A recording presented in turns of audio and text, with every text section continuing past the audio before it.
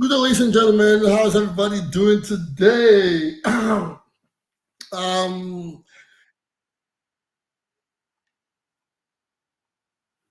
there's a bit of delays from my end. Oh, well, we alive. Everything seems to be good. I can hear you. Can you hear me? Yeah, I hear you clearly, my co-host.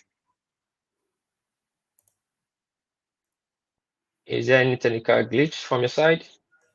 Yes, I think there's a bit of technical glitch from my end. Okay, but let's introduce myself.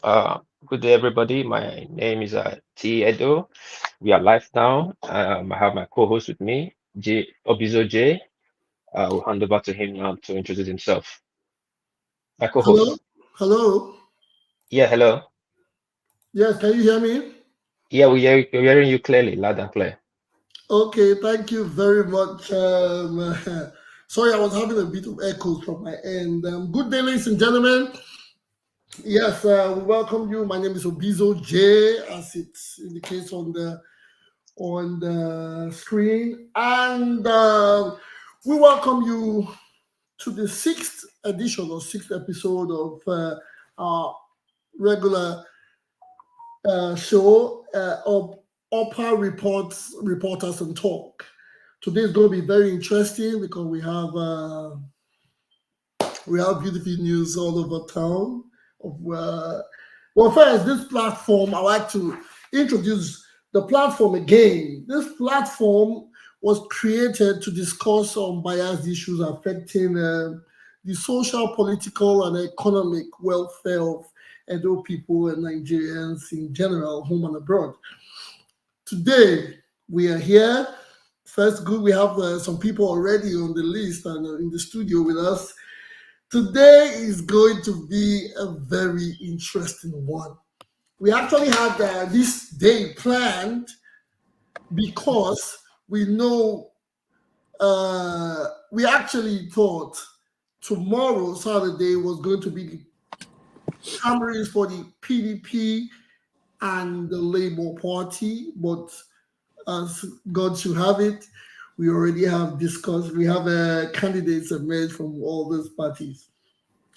Our topic for today, so I don't go saying too much, our topics for today are going to be the primaries, political Edo gubernatorial or Edo governorship party primaries. We're going to be talking about social media. We're going to be talking about the Nigerian economy. We're going to be talking about accountability and governance. And lastly, the youth involvement in Nigerian politics. So we have five major topics today. But first, we go to the Edo State primaries, which we have seen in a span of 1 week, 5 days. It has been interesting. It has been funny. It has been, some people say, nothing to write home about. It has been exciting. Depends on where you stand. We have a lot of disappointments. We have a lot of disgruntled members from different parties, and we have some twist. Firstly, I like to talk about the occurrences from the APC, which is the leading party or the party in charge at the federal level.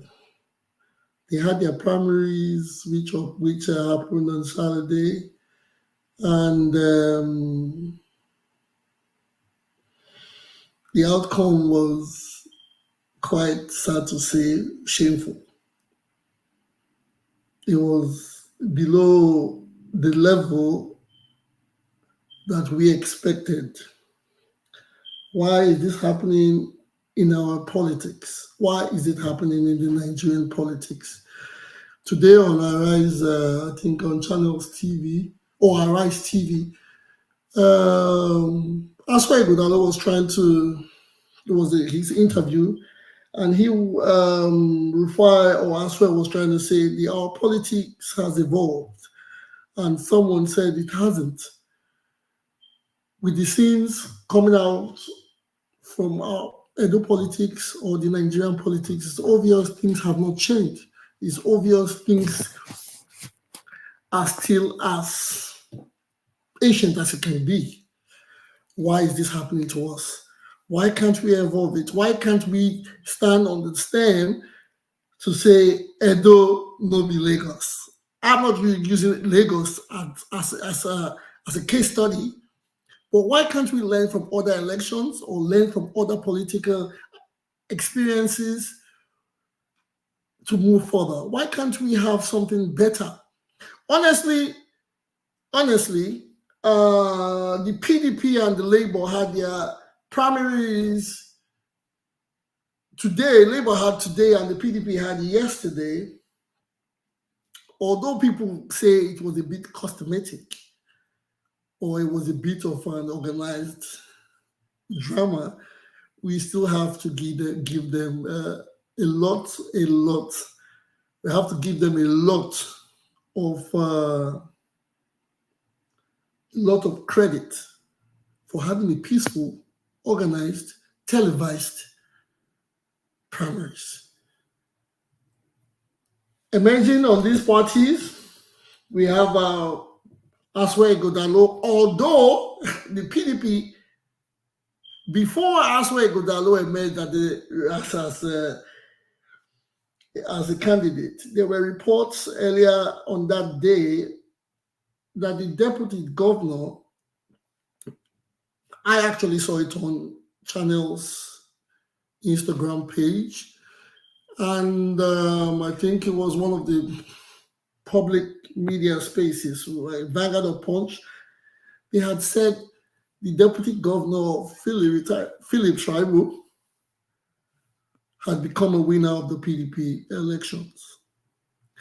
Later that same day, we saw on TV that the PDP was having its process and ASUE IGHODALO emerged. So at this point, without mincing words, the PDP has got two candidates. A candidate of Mr. ASUE IGHODALO and Honorable Comrade Shaibu, who is the deputy governor of Edo State. Back to his twist. Today, reports hitting our tables that Monday Okpebholo, who is the sitting senator, he's the current senator of the Nigerian Senate, has emerged as the real or the final candidate of the APC. That is an interesting one. On Saturday, or in the program, the last time I had a program, I had two of my guests in the studio. I asked the question, I got an answer from two guests in the studio, and they told me that equivalently, Dennis Idausa was the candidate or the candidate of the APC. And I asked, that was a direct question. I said, who is? Because we're hearing different things. 4 people emerged, or 4 people came out and asked for a return, certificate of return. But I asked, and they said on Monday it was Dennis Idausa. Today, the Friday, 23rd of February, it has been on books that Monday Okpebholo is the APC candidate. And last of them all, the Labour Party, emerging with its primaries, came out with the simple primaries, and Barrister Olumide Apata has emerged as the party flag bearer for the governorship. I hope I'm putting these words together, because the politics have different sayings and different terms they use. So back to the topic. Now, the emergence of candidates, the emergence of aspirants or candidates as the parties have given to us. How do we rate them? First of all, I'm going to ask my co-host. I know my co-host. I am always. We always give our explanations. I can come. I can use vernacular as well. But my co-host, how do you see this matter? The way these our candidates they emerge for all these parties. Sometimes they say they plan and even if you find for I. What is your say? What do you think? Is it different? Is what APC did? Is it different from what Labour and PDP have done? I beg, I'd like you to give me give me your own before we go into the people in the house. Go into the people in the studio. Yeah, thank you. My name now Tony Edo. You can say T Edo. Before I quickly move on, continue. Sorry. Uh, Laura, your device not they connect, so I don't know if you bring you in. I don't know which device you they connect from, if not from Facebook or if not from YouTube. If not YouTube, uh, allow your mic and camera on. Access your camera and mic for the backstage. Nobody will see you except me. If you not allow your mic first at the first stage, I know if your device not fit connect to come to the studio. Uh, Same thing with Palmer, uh Palmer. I Peter beg, if Palmer. not yeah, Peter Palmer. If your device now YouTube they follow, you should use that studio say allow your mic, allow 'em, but nobody see you, not even me. Once you reach the backstage, we tell you say you're at the backstage, then you off your mic and your camera. Then you've appropriately create studio. As it being right now, I not to connect you guys. You guys are not connecting. So I'm going to remove you guys now. You guys reconnect again. If I'm for YouTube, Facebook, follow the Chrome. You go Chrome, then follow the Chrome procedure. Then go bring you come that same stage I tell you about. Allow your mic and a camera. Come the backstage. Once you reach the backstage, tell you so you're at the backstage. Then you off your mic and camera. So I will bring you in. Thanks. So my co-host might go uh straight to the question you asked me. It was very, very funny today to hear all this matter with the go on. Now we get so many aspirant and so many flag bearer right now. Yes, it was a shameful thing APC do and PDP. APC, their first one, they declare about five aspirant. Say at the end of the day, we hear inconclusive. From Oshomole match with the year inconclusive. Now, I don't know how many of the zone they say they never do, what they can't do. We can't project more the Opewolo. That aside. PDP it look like say their own day very sound and smooth. Only for us to just see Felicia Ibu come out from one angle, they're doing it own. So these people never really in 21st century, but it's like this our politicians say they live for 18th century when everything are gra, do your own, banana republic. So the thing they get me really confused. But you people got understand say me like the interject per se I do explain because I want to take off some certain things now for backstage. My co-host, I will give you the studio, I give you the mic back, my for handle backstage a little bit. Thank Okay, you. yeah. Thank you very much. Thank you very much. Yes, it is exciting. Today is going to be an exciting one. I know we have people in the house that have their observations too and their contributions. I like that. I like that.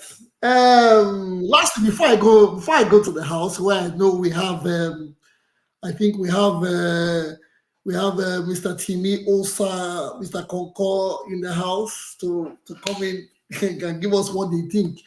First of all, I like to say these political parties with their primaries have they really shown us anything different? Have they shown us anything different? I know the media. Yes, the media. Sometimes I blame the media for wanting to be a part of propaganda that can be spelt around, or rather, the elites or the political elites use the media to propel their plans or propel the negativity which they create because they know the laws or they read the constitutions of their parties. So they try to use the media to fill into us what they want. The ABC coming with a first result and telling us there's an extension. The PDP not being coordinated because from what I had to go into different interviews and I had to ask questions about the PDP primaries. It was obvious they were trying to take everything to an end. The former government governor was blamed or accused for trying to impose a candidate on the APC. The PDP are saying a candidate was not imposed on them, but it seemed from the results we saw in a party, a big party like PDP, a candidate having one vote and the other having over 500. How do we do that? How does it come? Is there no balance? Is there no trust? Do these candidates not have supporters? Or is it just going to be an emperor says and an emperor decides? Well, I'm only here to moderate. I'm only here to bring my people to the studio so we can all deliberate and know what happens in Benin or what happens in Edo State. No, I'm not. I'm here to moderate, but I'm trying to pick out the point. So what I'm saying, I want to take this to my people that are in the studio. I want to say first of all, Kennedy Agariba, thank you for coming, Mr. Uyi. I guess Uyi, Mr. Concord, I know you. Yes, Mr. Timi Obaseki. Welcome to the studio and thank you for asking if I'm moderating or not. I'm not. I'm just trying to. I'm just trying to put in the work from where I sit. I am a moderator. I am from Edo. I have the right to vote. I will have the right to contest or being a member of a political party. But at this point, I am just doing the moderating. So who is going to be first? As I see, should I use okay, Mr. T? Sorry, use Mr. Kennedy because he's between work, so he Oh, can. okay. But Mr. Kennedy did not indicate on the right hand side. Please again, if you come into the studios, there's a chat hand on the right hand side of your screen. If you want to say something, you want to contribute, please let us know so we can take things orderly and go from there. So, Mr. Kennedy Gareva, we are going to break protocol because you are in between jobs and or you're giving us a bit of your time. You don't have so much. What do you think about the current primaries in Edo State? Tell me what you think. Thank you very much for having me. Yeah, you're welcome, sir. We thank you. We keep going in one circle. We move from one point to the second point, and we'll come back, or we even go behind the first point we were. That is the situation with Nigeria. In fact, it's very shameful the position we find ourselves. Like some of us that try to navigate back home. So our hopes and aspirations keep being dampened all the time. When you try to garner hope and garner the hope of trying to move back home at the age of 60 or more than 60, well, when you see what is going on, you'll be disappointed and you make a reverse decision. So, like in the APC in the first instance, what happened in APC has never happened in the history of Nigeria.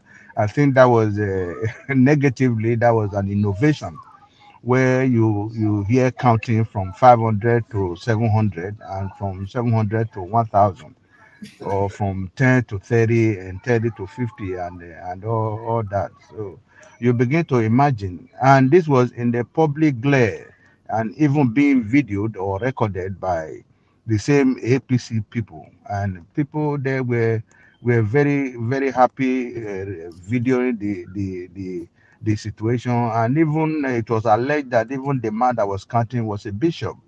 So you begin to imagine where are we going from here? So all the gains we have purportedly made in the past few years are now being eroded. So you begin to imagine, are these people humans?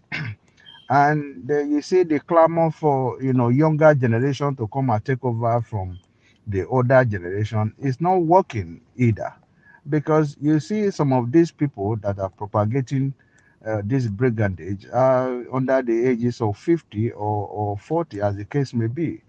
Look at I don't want to be particular about any particular person. Look at Dennis Idahosa, who is about 42 or 43, bringing all these touts in Benin to wage war against the entire populace. It's unheard of. The way it was conducted is, you see, initially, when if you look at the situation in Edo State is a kind of very liberal state, where a liberal state and a one family state, the way I understand it, because all Edos are originated from the same tree. And because of that, for there to be equity and justice, a lot of people value the decision of rotating the governorship, like from Edo to Afema, and Afema to uh, that's Edo North and to Edo Central and all that, so that there will be peace. We all have been clamoring for the answers or the not to monopolize the presidency, and people from Edo South too are trying to do the same thing we are against in the body. So it is very very abnormal for people to just openly rig election in that format. And going to Shaibu and Governor Obaseki, when they were, intimidated or kind of humiliated in APC, even the whole people in diaspora stood for both of them, and that was why they won their second term. And when they went to Esan Central or Edo Central to campaign, that was what they campaigned with. That was their slogan, that they will make sure the Edo Central takes over power after them. And going to the twilight of their regime, he went against what they promised, and he said he wanted to contest. I don't think that is proper. What is this policy? What do they want? Somebody that has been in House of Assembly, those State House of Assembly, from there to the Federal House in Abuja, and back to being the deputy governor for about 8 years, and going this way to declare himself a winner without proper primaries, I think it's unheard of. And I think that guy he has destroyed. To me, I don't know the opinion of others. He has destroyed his political career, and it's not supposed to be so. So I would like to leave it here because we have a lot of Yes, people yes, here. thank you. I got that. Thank you But very much. if you say he declared himself, is it what he has done? Is it illegal? Did you happen to watch any of his interviews afterwards? Yes, what I understand is there are processes. There are processes where they have they have to undergo I think what do they call it, before the primaries. I've forgotten what they call it, the congresses or so. So Accreditation. they undergo the congresses. He never did that. No, And these delegates that were chosen, and the list of the delegates were sent to INEC also, and INEC is sending representative to come and conduct the election. I don't think he went through that. I think what he did was, to me, was an illegality, and in the eyes of the law, I think that was an illegality, and it okay, cannot stand the test of time. okay. Because Thank you very going much. talking about illegalities now, I'd like to know: has he done something against the party constitution, or has INEC come out to rebuke his act or his process of which he claims he has emerged as a winner of the party? Because these things, when we try to condemn a man's act, we must know, we must have our laws backing it. I watched an interview of the deputy governor. and he explained the fact that according to the PDP constitution, the federal has to take charge of the governing primaries. But what happened at the Ogbe Stadium was held by the state governor. That was what he said. That was what he claimed, that he has not done anything against the party. So the state conducts the primary election in the He state. said according to the PDP, and that was what he said, that according to the PDP constitution, the federal body of the organizing committee National Working Committee. Takes charge of the state election. But what he said was that the election that happened in Edo State was handled or was run by Governor Obaseki. No, him saying that doesn't mean he's right. It doesn't mean he's saying the truth. Because the National Working Committee choose the people, and I think it was the Delta State Governor that was the head of the committee that represented the National Working Committee. What is his name? I forgot his name. And the Zamfara State Governor, Sheriff. Zamfara State Governor was I think the moderator as well. That is the legality. That is the legality in it, because the National Working Committee oversaw the whole processes. That is how it's supposed to be done. So I don't know if the National Working Committee equally send people to oversee. Sorry, please. Can I come in? Yeah, I know Who's that, please? Who's that? I know what the constitution says about that. Who is that, please? Who is this? Who is speaking?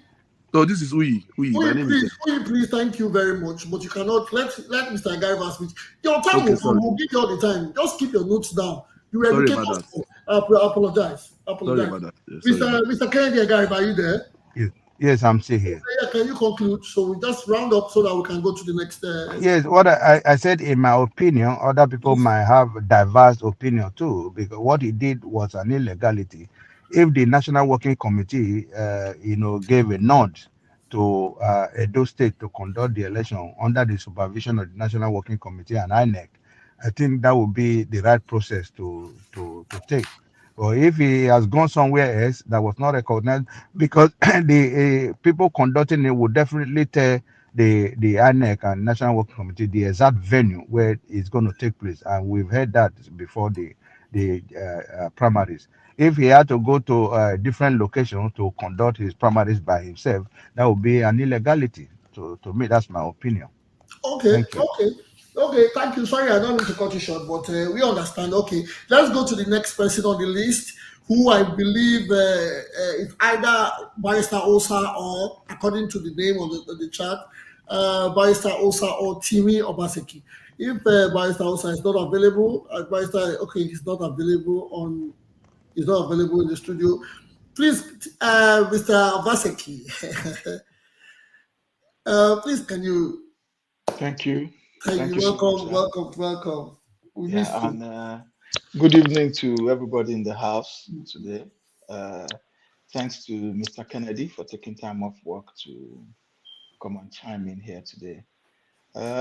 Very simply, I made a comment about propaganda when the co-host was talking about media and propaganda infusion. I think what we are seeing here this evening underscores the point he was trying to make, because the fact that an aspirant under whatever influence decided that he was going to hold primaries somewhere because I've been scouring the news to find out which venue he even used. It was his home. Yes, okay. No, I didn't want to say that without having it in black and white. But now that you've confirmed it, so how can you just wake up, sit down at home in your living room, conduct what you call party primaries, declare yourself winner, and start saying that you are the other candidate for the party? I don't think such things should even come into a conversation of brilliant minds like ours. That's the truth. You were asking if INEC has debunked it and all. Why would INEC give wind? Why would even the National Working Committee of the party give wind to that kind of rubbish and start debunking what? That's a non-starter. It's like you sitting down in your living room in the US and saying you have conducted primaries. You are now the Labour Party candidate. It's the same thing. The exact same thing is what the gentleman has done. So it's not even worthy of mention. Let's move on. You asked what we thought about the process. I think in terms of processes and systems, we still have a long way to go. But I want to commend all the three parties so far, even the APC, because part of building strong systems, institutions, and processes is continuous improvement, right? So the initial process, the people believed that it was flawed. They made their points, and the party also sort of took the feedback on board, reviewed everything, and decided to go back to run their primaries again. Whether the outcome of that is accepted by most of their party members, I do not know, but I think the process is better than the first time around. That kind of iteration is what we need to keep getting better as a people. Personally, I'm quite impressed with the candidate table as of today. I know there are other parties involved in it. Somebody told me why NPP was conducting their own primaries today. I've not heard anything about if they have a candidate yet and all of that. So yeah, I would leave it at that. I'm impressed with how the parties have conducted themselves so far. There's room for improvement, no lies about that across board. But at least let's celebrate what we've seen so far, and also the quality of the candidates is quite assuring. Okay, thank you very much. I like the part that you said part of building strong institutions is a continuous process. I like that. But how long will it take us? How long will this take us? How long will it take us to get there? We have elections practically every year in different parts of the country. If sometimes it is federal, sometimes it is local government, sometimes it is governorship, and all that. When does this process become a standard one? Nothing is perfect because I remember even in the US, the former president of Donald Trump said that the electoral processes were found or flawed. People can never be satisfied. But when can we have a process? I said earlier, I commend everything that happened at the Bermuda Stadium on Saturday, the PDP primaries. It was orderly, it was beautiful, and it was clear to everybody. But I said again, in my own other opinion, that it looked cosmetic. It looked like a bunch of unhappy people told to sit and act all happy to be in the place. But that is my opinion. Like I said, I am not here. I am not to do May I, the may I- may judge. I ask, may I ask a question? Go I know ahead, it's sir. your opinion and you are the moderator, but because we're having a conversation, may I ask by which what you used, which device you used to measure the happiness quotient of the people sitting? Yes, And when I in a week ago, some of these people were aggrieved. A week ago, yeah. I think 9 candidates came out and said they were not rightly verified or accredited, led by Bourgeois, and all of a sudden, when we could tell, they said they were not imposing a candidate on them, and all of a sudden, everybody. I know, yes, there can be disgruntled members, and there's always room for settlement. I know that. But when you see something that is planned, especially with our political, so this goes back to the same thing we were talking about earlier, how we shouldn't buy into propaganda. And as the word goes, propaganda means to propagate, right? So let's not propagate false news, false agendas, or even let's not even go as far as to say false things that we cannot substantiate. Yes. If you can prove that, look, I have it on record, sworn affidavit from the 576 people or 77 or 78, as the case may be, who were accredited. Okay, I think 6 were voided. So let's say 584 delegates who were accredited, and we have the majority saying the way I voted was against my conscience, my will. Then we can begin to speak. If we do not have that, please let's speak to the things that we can. Yes, I like that. Yeah. But you know we Nigerians, or you know how we are. I'm not hitting on that. But you know how Nigerians react when it comes to election results. Even some people can say yes, the previous. Some people will say Obasanjo did not win the election, but Buhari won it, and blah blah blah. But let's go away from that. I'm not going to. I'll go to my second speaker again. Mr. Timmy, there's one more question I have to ask, and you are the person online. So we have on record, we have 19 political parties in Nigeria. We have 19 political parties in Nigeria.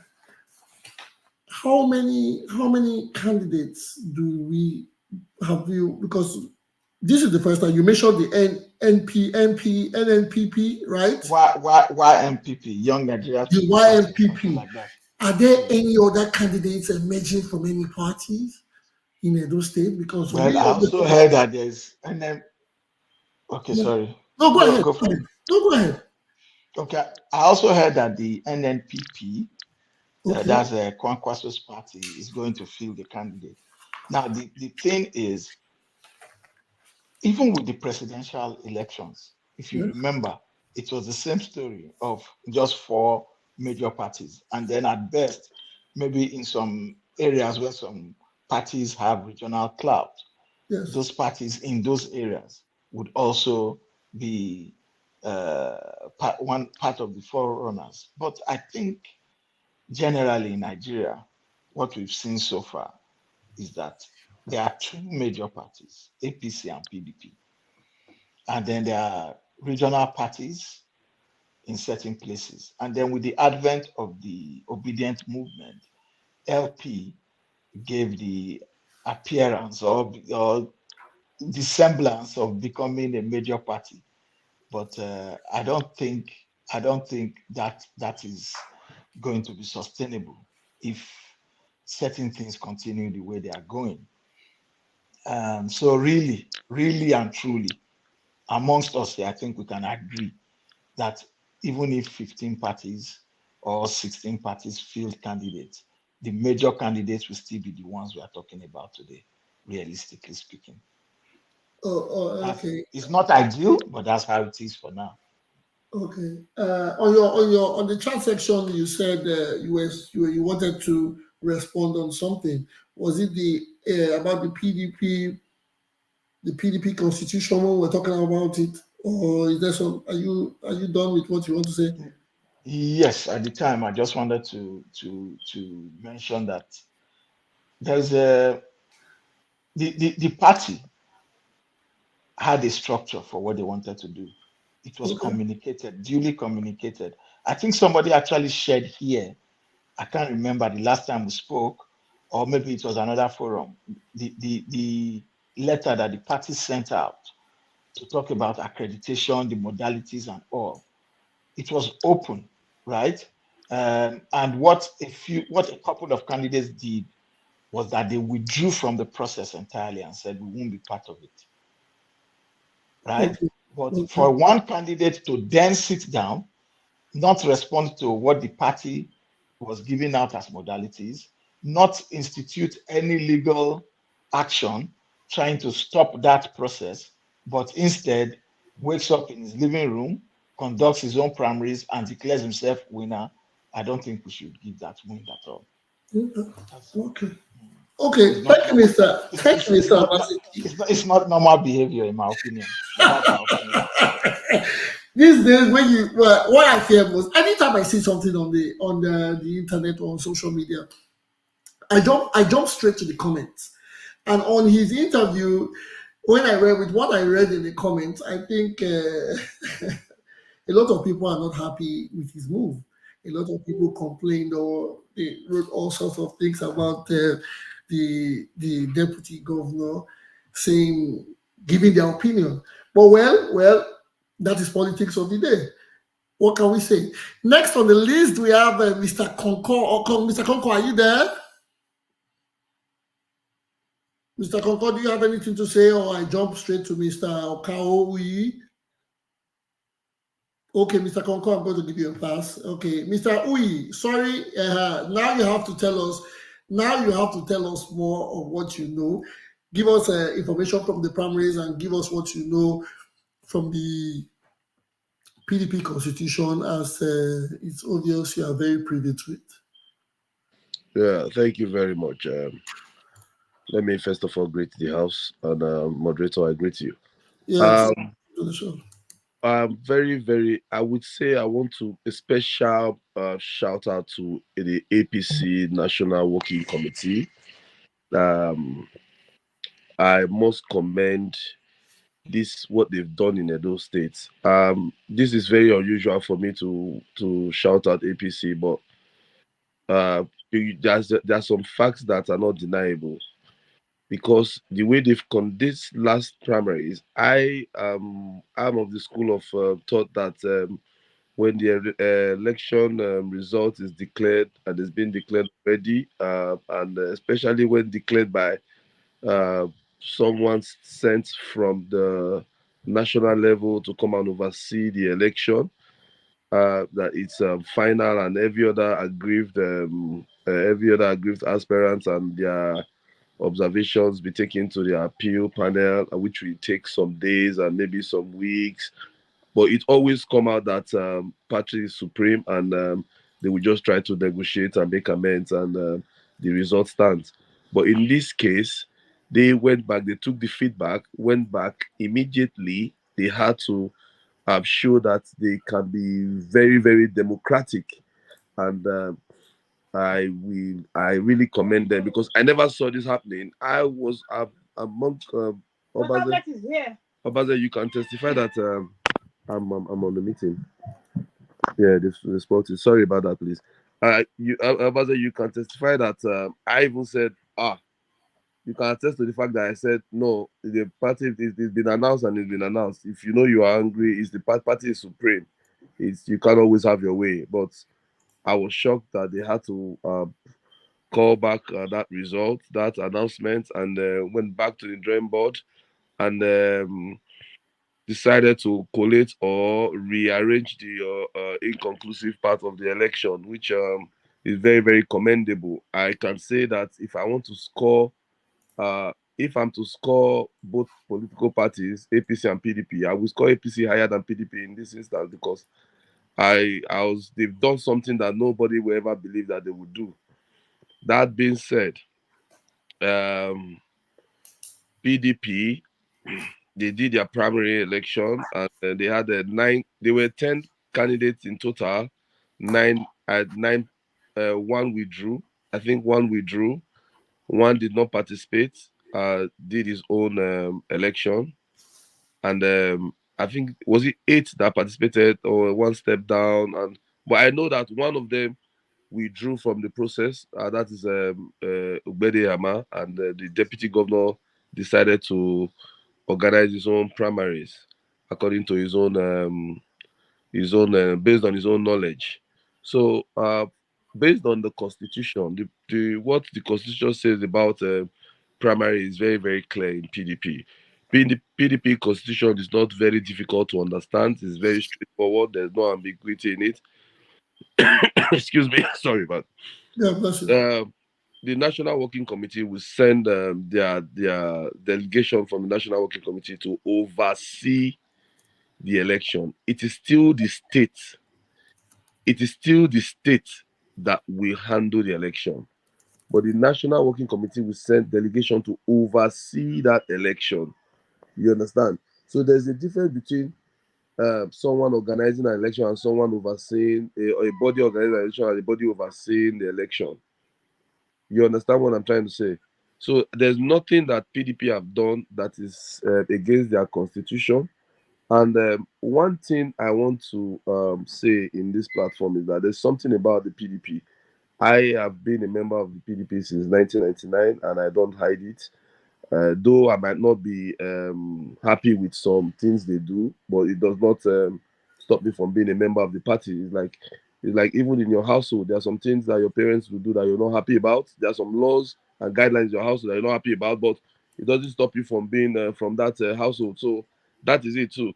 So for PDP, they might not get anything right, but you see in their primaries election, it's very difficult to see that it's not common to see that you take PDP to court that they didn't conduct their primary properly and they lose in court. It's always very, very difficult because they always follow the constitution when it has to do with primaries. What they do is that before they go to the field, they try to negotiate and form a consensus, even if it's a day to the day of the primary election. That was the reason why when you raised that observation about people not being happy, that it looks robotic, that maybe they just put some people there against their will. No, these are I said it looked cosmetic. Yeah, you say it looks too perfect for a Nigerian election. Yes, that's what I'm saying. Yes. The reason is that most of this negotiation would have come the 99th minute. You understand me? That's what politics is all about. It's about negotiating. It's about, you can't just tell someone that, oh, you don't have electoral value. So for the fact that you don't have electoral value, we are asking you to step down for this person. If you don't step down for the person, the leaders have settled it, national have settled it, then go to hell. PDP don't operate like that. They still try to bring you to the negotiation ground and tell you, okay, this is what we'll do, this is what you, okay, can we give you this if you give up this, like that. So that's how PDP is. They will always find a way to have a consensus candidate before that very moment. So that is why in every consensus, I like. Let me show you for breaking in there. When you say a consensus candidate, does it have to go till towards the end towards the candidate of a certain individual? Because take it or leave it, we all have to be factual towards this. Yeah. Everybody has said, even on media and rumors, people have said ASUE IGHODALO has been the governor's choice. People have said that from the onset. So are we saying on this concession, ASUE IGHODALO still became the favorite, or or politics was played? Because I don't know. I just have to say, when things like this happen and we don't get proper results, was politics played, or how? Give us. I like to know. Let me explain this. Let me explain this governor's candidate issue for you. Let me just break it down. Yeah, you see, the reason why APC had that little rancor, why they could not form like a consensus candidate, because the leader of the party is a senator, he's not a governor in the states. You understand me? He's not a governor. You understand? So you the national body of the party will not give him he will not enjoy that luxury of choosing his successor because he's not in office. You understand me? These are things that happen offline. It's not in constitution. There are some things that happen. There are some things that we do that are not constitutional, but that are like norms. You understand me? That are like norms. Do you understand me? So in PDP, it's like the governor enjoy that liberty, and he enjoys that opportunity to choose his successor. By right, he has the right to support anyone. You understand me? But by norm, in PDP, I don't know in any other party, but I can see it replicating itself in APC too. The governor enjoyed it, even when the G5 governors were not in good terms with the national body of the PDP. they still gave them that. They still gave them that their rights by norms. You understand? It's not by constitution. You understand me? To choose their successor. Even when this man, the man is he in the what's this man in the eastern states? When the man died, they had to replace him. Even when the governor has fallen out of favor with the national body, but they still gave him the same Aodu still it was sorry the same national chairman they asked to resign still granted the man's wish. You understand me? To feed his preferred candidate to replace the guy that died. You understand me? So it is like a privilege they enjoy. It is a norm. It is not constitutional. Because they believe that whoever the governor supports is not just in the primaries. Whoever the governor supports is going to still enjoy that goodwill that will come from the governor Are you talking about during the main election.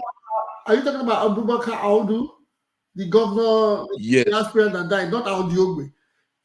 No, it's not Abubakar. No, I'm talking about the aspirant that died in the eastern state. What is his name again? It was Abubakar Audu of Kogi State. He died No, before. I'm not talking about the one of Kogi State. I'm talking about these G5 governors, this last election. Okay. You understand? So when they had to replace the man that they nominated that won the primaries, they had to replace him. You understand me? Okay. Yeah, so he went back to the same national chairman that they asked to resign, and the national chairman still had to still give him that privilege because it's by norm. I'm not saying by right or by constitutionally, but by norm is his right. Gentlemen, you understand me? Yes. So he had, like even Wike, the same thing by norm is his right. You understand what I'm trying to say? So that is it. It's not as if it's although democratically it can be questioned, but there is no perfect democracy. That is what we all know. There is no perfect democracy. Barack Obama, he supported Hillary Clinton. You understand me? To be his successor, and she won it. He supported Joe Biden, and Joe Biden won it. So you understand, even when Bernie Sanders was more popular, people, when we say support, people think yes, support is giving your one vote to a candidate.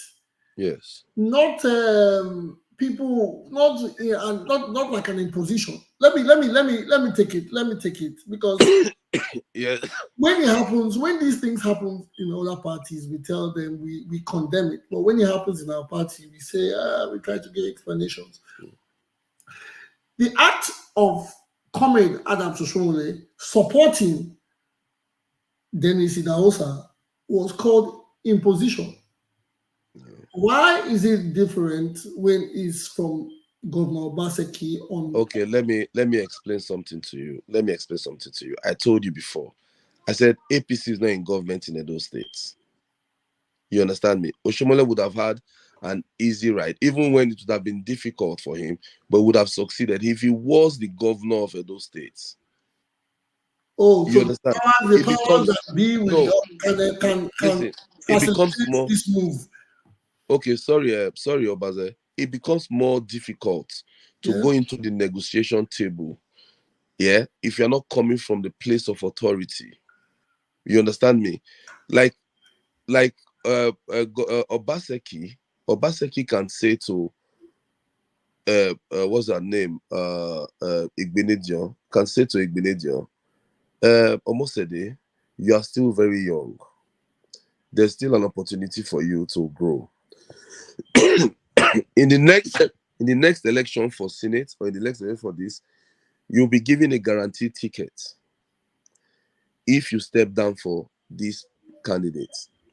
I don't know if you understand me. That's a gentleman's agreement. Yes, like yes.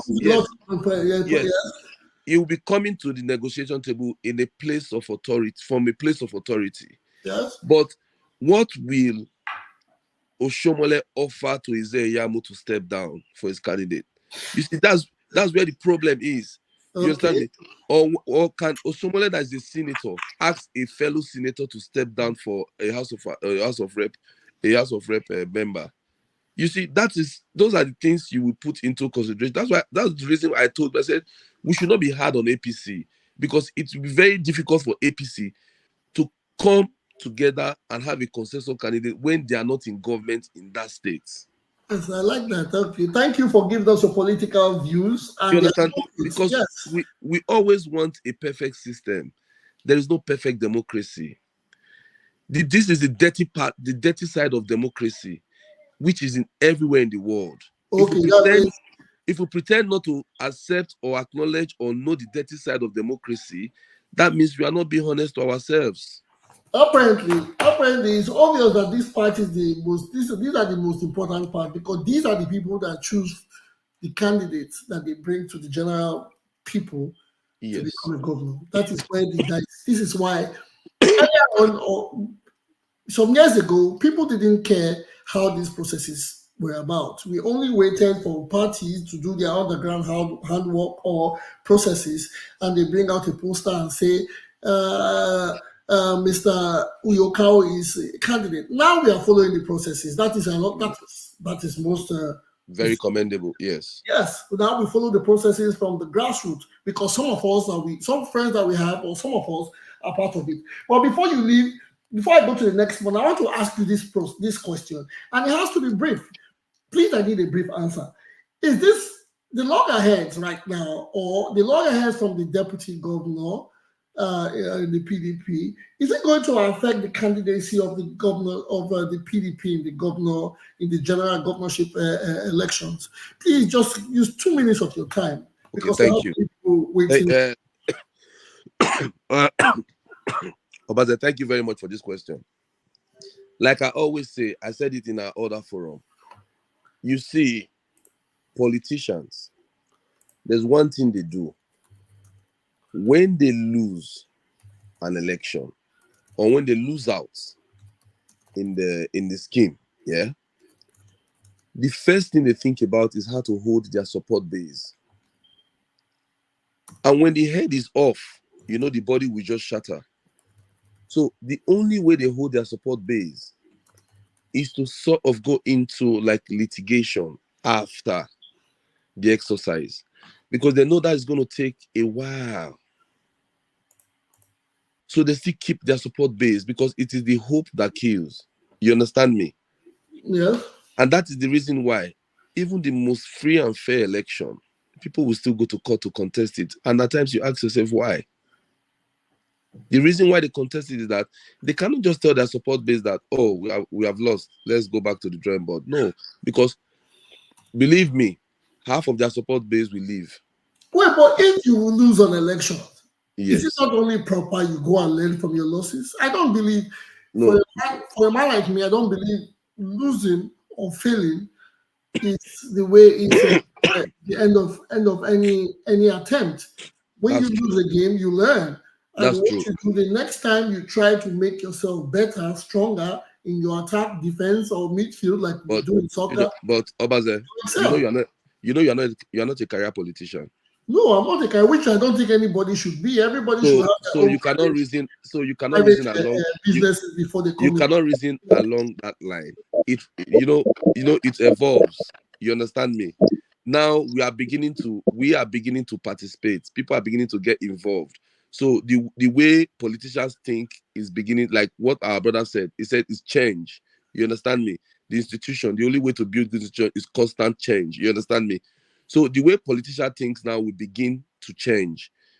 I'm telling you that the career politicians of the old, that is the method they use to hold their support base. There is no politician that will tell you that no. They will tell you that don't worry, we are speaking to leaders. Don't worry, yes, we are in court. They will tell you until the day Israel Yamu withdrew from the race. He kept telling his supporters, I will win. I will win. He saw it that there was no road. He saw it, but he kept saying to his supporters, I will win. I don't know if you understand me. Because you need to keep your support base. That is what Shaibu is doing. Shaibu is a career politician. I can tell you this. I believe realistic. We have to be realistic with ourselves. I have followed politicians. Telling yourself, I have won. Maybe it's probably there are plots to it, or there are schemes to it. Maybe there are for people funding. So when you tell people funding, people that are funding you like What we hear, I understand what you. we hear, the former American president, what we hear, the things we hear, he goes back to his supporters to tell them, yes, I'm going to win the court case. All you have to do is make donations and we can linger. So sometimes these people, they know they are out of it, they know they haven't won it, but they come and they try to get something out of it. So that is why you keep telling people, even when you know you have lost. But in a realistic sense, you have lost the election. Yes, So I had to learn that. Sorry, I had to learn that part of politics. I had to learn it because just imagine, I was an active PDP member, active in elections and everything during Oshomale's 2 time as an opposition. So I've seen people I respect so much, people I adore so much in politics wise. I've seen them lost election and I've seen them giving hope. I've seen them use hope to hold us together. You okay, understand me? okay. Trying to keep that WhatsApp group so that it does not go empty. So I already know their method. I already know what they do. And this is part of it. When they lose, when they've schemed out, they will still use something to hold you, which is we are going to court. I've done my election. They didn't do their election properly. Okay. Thank you, Mr. Okao. I would love you to continue, but we cannot spend all the time with. No problem. Thank you. I appreciate Thank your. you. I'm grateful for the privilege. Thank you. Yes, and we have who do we have next in line, Mr. Concord? My co-host, before you go ahead, Ben, I want to talk with people who did the panel right now, did the studio. Okay. So this chat we did get for private section, so we supposedly get them for the live comment section. I don't know the device one I used to connect. There's the live section comment section and the private section. Like say you want to raise up your hand or you want to ask personal question to the with the co-host, you write for your private section. But this chat will they engage so it help the algorithm if they use that for the comment section where the word they see. Now that section be that for the That's studio. on YouTube. You're talking about Yeah, yes, YouTube and Facebook. Yes. So if you look at your phone, there's a live section and there's a private section. The private section is just for us here to ask ourselves a personal question like, Mr. Co-host, my hand day up. Co-host, I want to come out. Or, just private for the people with the studio. You're telling us that we can move this chat to the YouTube section so we can enhance it. Yeah. So just on your phone, just go to the comment live section so that the world will see our conversation on the chat section. That's on that word of its own, and it helps the algorithm for engagement with this expand them so that people know so we there on. Thank you. TV said that here we like to chat. It's okay. We'll expand. This is just the sixth episode of the Upper Reporters and Talk. We are going to be here for a long time. We are going to hear before the elections, after the elections. We are going to talk about more. This is just the beginning. God is going to give us all the health and the wealth so that we can unite. This is going to be the beginning of a new dimension for Edo State. And I always include Nigeria because we are all Nigerians. This platform has come to stay. It's a builder. It's going to be. I only wish more than 10 people can be in this studio at once. We have to let people know that. Sometimes we can't have access more than 10 people in the studio, but over time, when we show that we are constant, they might increase the space for it. Next, do we have Mr. Concord in the house? No, Mr. Concord probably with the customer. Concord is at the back. Concord is at the backstage, Okay, so I have to. Mr. Concord, but yeah, waiting. Okay, Mr. Osa, are you there with us? We have done over an hour. So, and I know when it comes to Edo politics, when it comes to the welfare of Edo, we are all very, very excited about it, and we want to give our all. So time flies. But again, we'll do our best. We're going to be here. It's a weekend. Some of us will have to do our clubbing here at the studios. Those are in Europe and Nigeria. Yeah, like Nigeria. Since Mr. Osa is not available, I have to move to Mr. Flynn. I've been looking forward, Mr. Konglo. I can see you, Mr. Konglo. Welcome to the show. Is Mr. Thank you Flynn, very much. Mr. Flynn in the house?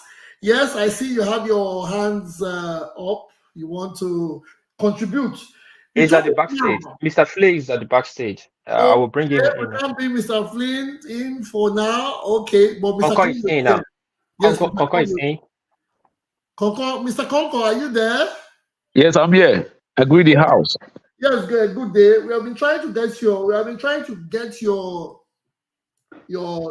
contribution towards the primaries because you were the one that notified me this morning. Or even though I got it earlier from I got it like a minute or two from Barrister Osa, and you informed me about the Labour Party primaries. No one has said anything about the Labour Party primaries. So before we start, I know you have your own end, and you're already displaying AI as your candidate in different social media forums. But I want to start with the Labour Party. You watched the Labour Party primaries today where Barrister Lumide Akpata emerged.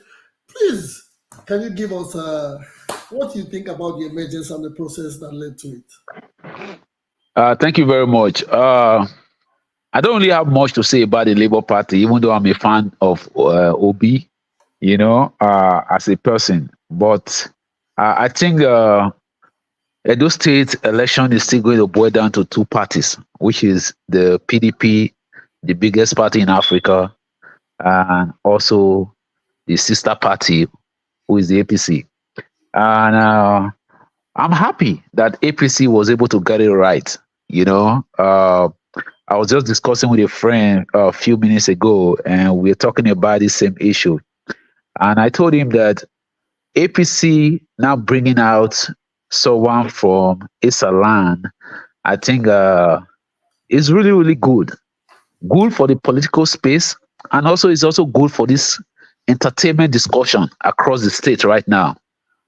The only thing or the story moving around right now is that one, the APC candidate right now is a sitting senator whom the ASAM people, they know, they know him, and they probably, he has worked with a lot of people in ASA land, while the PDP candidate is somebody that the PDP spoke people, still, or the PDP loyalty still need to sell AI to a lot of the ASAM people and the Edo people at large. I see a situation whereby the ASA land, who we all know is a PDP land, I see that vote going in two ways. The voting power being going in two ways. But my concern, and I hope that PDP will get it right by bringing out the right deputy that will pair with AI. If we are able to get it right by getting the right person, whom speculation has been going that reggae Yes, might, Ogbede Ogbede Yama, might be the person. It's just a speculation. I'm not saying it is, so I don't want people to quote me wrong. It's just a speculation. If PDP is able to get the right deputy, from Edo South, I think is a game over for the sister party APC. But for the Labour Party, I don't really see Akpata really going far in anything. He's going to contest, fine. His name is going to be in the ballot box, fine. But I don't really see him really making any change or making any difference. Okay, thank you, thank you. I like the fact that you are being partisan and you don't shy away from it, because when you use your word, you say we. That is the PDP. Okay. In all you have said, you have ruled out the APC or the Labour Party having the opportunity in the race. Are you saying this because the Labour Party has provided candidate that is not from Edo Central, or you have used just the size because you said the PDP is the biggest party in Africa, and then because of his size, it will intimidate the Labour Party. Remember, at general elections, Labour Party swept the states. A new senator was created in Edo South. Several, I think a House of Rep member from Oredo, if I can remember, from Oredo. And those are new things. These guys beat on a playing field, or no matter what. I think PDP was in charge of Edo State, but these guys came out victorious. Are you just going to say because of PDP and APC being the loudest, you're going to write off by Stakpata, or you're still using the zoning as a yardstick, as a criteria to say the party did not follow the zoning process, so they will not win? Is that what you're saying? Okay, this is how I'm going to look at it. Okay. After the general election, Edo State had an election for House of Assembly. Yes. And everybody was thinking, or everybody was hoping that I have a friend who contested too on House of Assembly for under Labour. Everybody was thinking, oh, Labour with the way Edo people came outside and voted Labour is going to be a change in the House of Assembly. What happened? Labour didn't win one vote. Okay, in the House of Assembly, who has the majority in the House of Assembly? It's the PDP. On what? And on what are the figures? I don't know the figure, but I know it's PDP still controlling the House of Assembly. Okay. But looking at that, okay, because now we are talking about states, we are not talking about federal.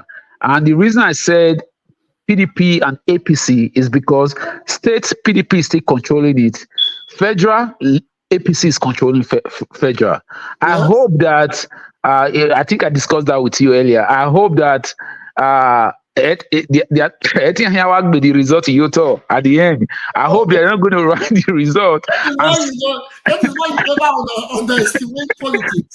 And say, no matter what we are going to do, Baba from above will say, I want APC governor in Edo State, and there's really nothing Obaseki and whoever can do. We'll go to court, and court will be there, and the end they will declare him winner.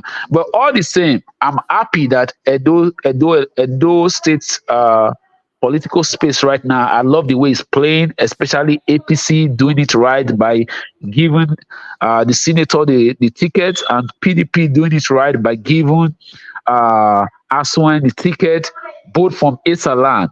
But now we are going to really know who is who in the Edo State politics. If the Pastor Ezeyamu and co versus the governor and co, but I love what ASUE did, before he came to Channels.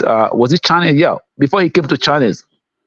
He said he was already on phone speaking with the leaders of PDP, trying to see how he could bring everybody along. Because if the house is not together, he's not going to win. And I love what he's doing that. I hope he will continue to do that. I hope his advisor will continue to advise him in the right way. And I hope that if he's able to do that, I don't really see why we cannot compare orange and apple. We'll compare. And I'm even sure, and I told you that even Oshomole himself, let's not forget, Oshomole brought this guy. That's Oshomole boy too. So I'm sure Oshomole is already mad at his people that they didn't put his own boy there. So he might even work against them and declare this guy winner. So that is it. In politics, there are different stories, there are different ideas. But it's okay. I thank you for your contribution. I thank you for everything. Yes, before elections, people say, yes, I will talk to Jesus and I will make him have a conversation with the devil so that there can be peace in the world. But when they get into power, they do different things. We start complaining, no roads, no lights, food scarcity, fuel scarcity. These are promises when a man is always having himself sitting on the decks or on the corridors heading for power. They all make promises and they want to be friends. But it's okay. politics as usual. Next, who do we have on the list? I think if we have Tupo and Konglo in the house, I don't know who is going to come first because I've been eager.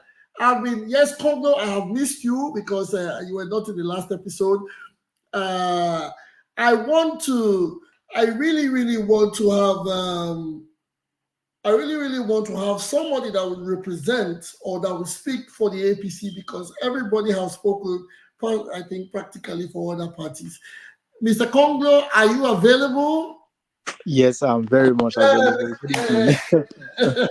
Thank you for coming to the house today. Yeah. I know your schedule might have been tight. Yes. Okay. Now we are Thank you. speak for now is Edo primaries. The Edo primaries we have three. We already have our three candidates. The candidates of the PDP, Mr. ASUE, although the deputy governor is standing beside him. The APC candidates, we have Monday Okpeholo and the Labour Party, Barrister Olumide Akpata. So first, we're going to go to the APC. I remember the last time I asked a question in the studio, I said, who is the APC candidate? And you told me Mr. Dennis Idahosa is The candidate, yeah. APC candidate. So what's the open turn about? Thank you very much for having me. I'm very happy to be here. Although the last time I was absent because, like I told the other co-host, Mr. the other co-host, Yes, yeah. Mr. Yeah, so I was mourning the potential loss of Dennis Idahosa because we saw it coming. Yeah, okay. We saw it coming. We knew the influence the federal government were trying to play in it. We know their role, and I think even Dennis himself knew he was going to lose. Just prior to yesterday, because we already saw the handwriting in the wall. So far, so good. I'll tell you this: like, it's a very good thing. I like the way like the political apathy in Edo State is going, and everybody's all being political conscious and everything. So it's a very good one. I really want to commend the last caller that spoke just before me. Again, I just can't remember his name. He spoke really well, and everything he said is all factual. Believe me, it's all factual. As it is today, I don't think there's anything stopping ASUE IGHODALO from winning the tickets in PDP for the next governorship election in September 21st. I doubt it if there's anything possible, humanly possible, that can stop ASUE IGHODALO. That's a Matons boy, the Maton. Are you trying the towel into? Because it's the truth. If you do your political mathematics, and study the demography of those states, you will know it will be impossible for any other political party to win that election. I'm telling you the truth. Even if ASUE IGHODALO decides to pick Anisha Man as his deputy governor, he will win. That's the Muslim ticket right now. I guarantee, and the PDP guys that have been talking, they are not lying. He has the whole of Edo South in his palm. Edo Central, yeah, Edo South. I'm telling you. Even ASUE IGHODALO has the whole of Edo South. No, I mean Obaseki now. Okay. Obaseki has the whole of Edo South in his hand. Sorry, the whole of Edo Central is for Obaseki as well. And believe me, Edo North will work against APC in this forthcoming election. Ooh. They have almost everybody's there is aggrieved. Danko is aggrieved. Clemagba, even though he made a publication, we know he's aggrieved. A lot of things will happen in Edo North. For that of the Labour Party, I personally have never really seen the Labour Party to be one that had, much impact and force. I saw it like an idealistic party that was a Peter Obi ideology, that really flourished in that Labour Party. I don't think Labour Party has, that powerful stance to actually thrive in this election. I know they don't. They are definitely going to make noise, contest and do their thing. Obviously, the momentum Labour Party has gotten over time is a Peter Obi effect. It's not really. The party does not have that structure. Like the other caller said before, the very last caller, I doubt if they can conduct, a local government election and win successfully as a label. They don't have the laid down structure. Fine, they have the following, a bit of the following. They have, some level of, influence, but not so well to win a governorship election in Edo State. I really doubt that. I really doubt. That is So this is for this is me, shocking me.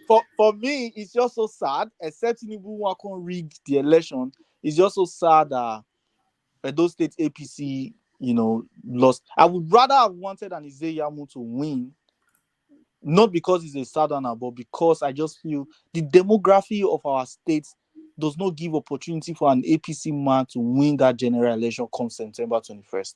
It doesn't. Oh, that is a blow.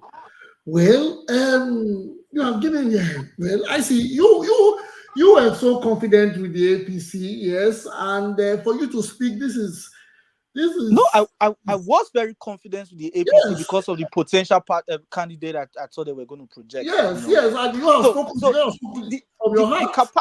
capacity of Denko winning before was not because of the fact that he's coming under the platform of the APC. It was just because he's a youth. Sorry, I think that Yes. was the only chance he had, and the fact that Edo North obviously, even if he had clinched the ticket, Edo North would have leaned more towards Oshomole. PDP has never really won Edo North. The last governorship election, they had 6 over 6 in the State House of Assembly. But would that be the case now? No, it won't. Danko is aggrieved.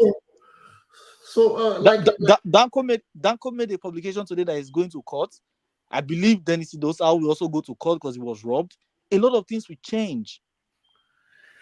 Is it a case of I don't get it, so everybody go home? Is that what it is implying?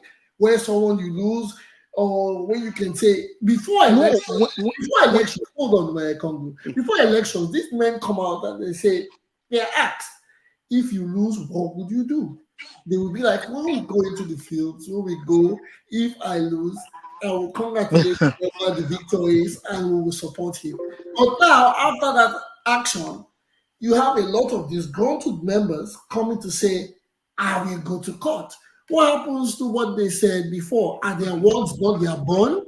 That's a very, very good question. A very, very good question. And this is the dynamic story. If you give me a fair playing ground and I go through my statistics and I, follow the procedure and all procedure was being followed and everything, and I realized that, I genuinely had lost the election after, going through all the processes and realized that, okay, yeah, the other person is much more a stronger candidate than myself. It's easier for me to concede defeats compared to, when you perceive a lot of irregularities. A simple primary election in Edo State took over 24 hours to be announced. Not a presidential election, not a state government election, not even a senatorial government election. A primary a primary governorship election took over 24 hours to be announced. That is just to tell you the amount of irregularity that followed that process. 24 hours. Think about it. But now, wait, I want to ask now. Initially, we were told Dennis Idausa won over 40,000 votes, right? Mm-hmm. So, was there a re-election, or how did this happen? I want to know, because I did not really follow up on how Mr. How Kobolo emerged. So, how did it? Was there a fresh election? And how much vote did he get this time? And how much vote did Dennis Idausa get? Well, there was a fresh election this time. The reason being so because they had a parallel, primaries coalition center that produced 2 different parallel governorship candidates. So the party NWC, in their wisdom, thought it wise, because INEC made a publication and were like, yeah, they only attended one of the coalition center. They were only present in one of the coalition center, which was the one in Lodgeville Hotel. So at the end of the day, the NWC thought it wise that you can't discredit the capacity of Uzodinma. Also, if you say Dennis Idausa is the authentic candidate, then what happens to what INEC say? Because INEC must be an observer for that election, for that process to be credible. So that led the NWC to conduct a fresh primary, and that later produced, as it were, Modubewolo becoming the governor. Becoming the governorship candidate. Yes, going to Modubewolo. I did a research on him, because there are these things that we must get into these things that when we try to evolve, when we want to evolve, we try to get into politics. certain questions ought to be asked, certain things must happen. On my page here, on my information, ASUE IGHODALO is 64 years. Barrister Akpata Olumide Akpata is 51 years. How old is Monday Okpero? Because I had to go through the I, the internet to figure it out. There's nothing about him there. Yeah, I Why don't. is he always being led by ghost? Yeah, I don't think he was really a ghost. He was very close to Tony Aneni when he was still very much alive. They say. I think he's kind of very young. I think If he was close to Mr. Tony Aneni, Mr. Tony Aneni is deceased. May he so rest in peace. But that yeah. means how old is he? Where did he I come think people his age is not really out there, but people speculate him to be around 55. That's the speculation we have online. from? So I Okay, can't say for say I'm not Mr. a sports Osa just fan. corrected me. He said he's 54 years old 54. and it Okay. is out there because I did a research this morning. And I couldn't figure out how 54. That's not bad. Yeah, no, not bad at all. Not bad at all for the senator. Not bad at all. And he's the first time senator, right? Yes, I think so. What other positions has he held in government? Has he ever held? I'm not so or he much was abreast just a with friend to the leader? How did he make his money? Good. Good. Yeah. Those are the questions. I hear he's a multi-billionaire. Okay. We need to know how how he made his money. Himself shocked when the man they release money, Okay. Okay. All good and well, but we need to know how he made the money. His businesses, his entrepreneurship. He's a full-time politician, I think. He's a full-time So politician. he made his money through politics. Yeah, and I hear from a royal family too, from the Ishan part of the state. I'm not sure. So Do they have oil? Do they have oil well? I really don't know. But okay. Thank you very much, Mr. Kanglo. You get money long. You're not in the position to have every information. I understand. Every information about Mr. Kanglo, but I just asked that, and I like the fact that an answer has been given towards his age. I will do more research, and I will because he's now the candidate. All eyes will be on him. So the scrutiny will be there. Everything will come out. And with this jet age and time that everybody now is involved in politics, stories will come out. We will know who his mother is and who his mother dated before he was born. That's how crazy Nigerian politics can get. That is why it's called opposition research. That's why some people are on that frame. So before I go to the next person, Mr. Congo. I'm here. I have one question for you. How do you now the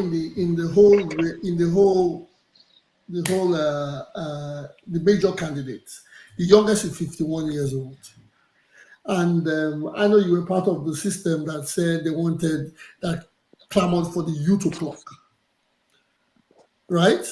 Yes, correct. So now, without being disgruntled or not coming from a party, because you might be in the disgruntled team of saying we go to court because we were disenfranchised and all that in our party.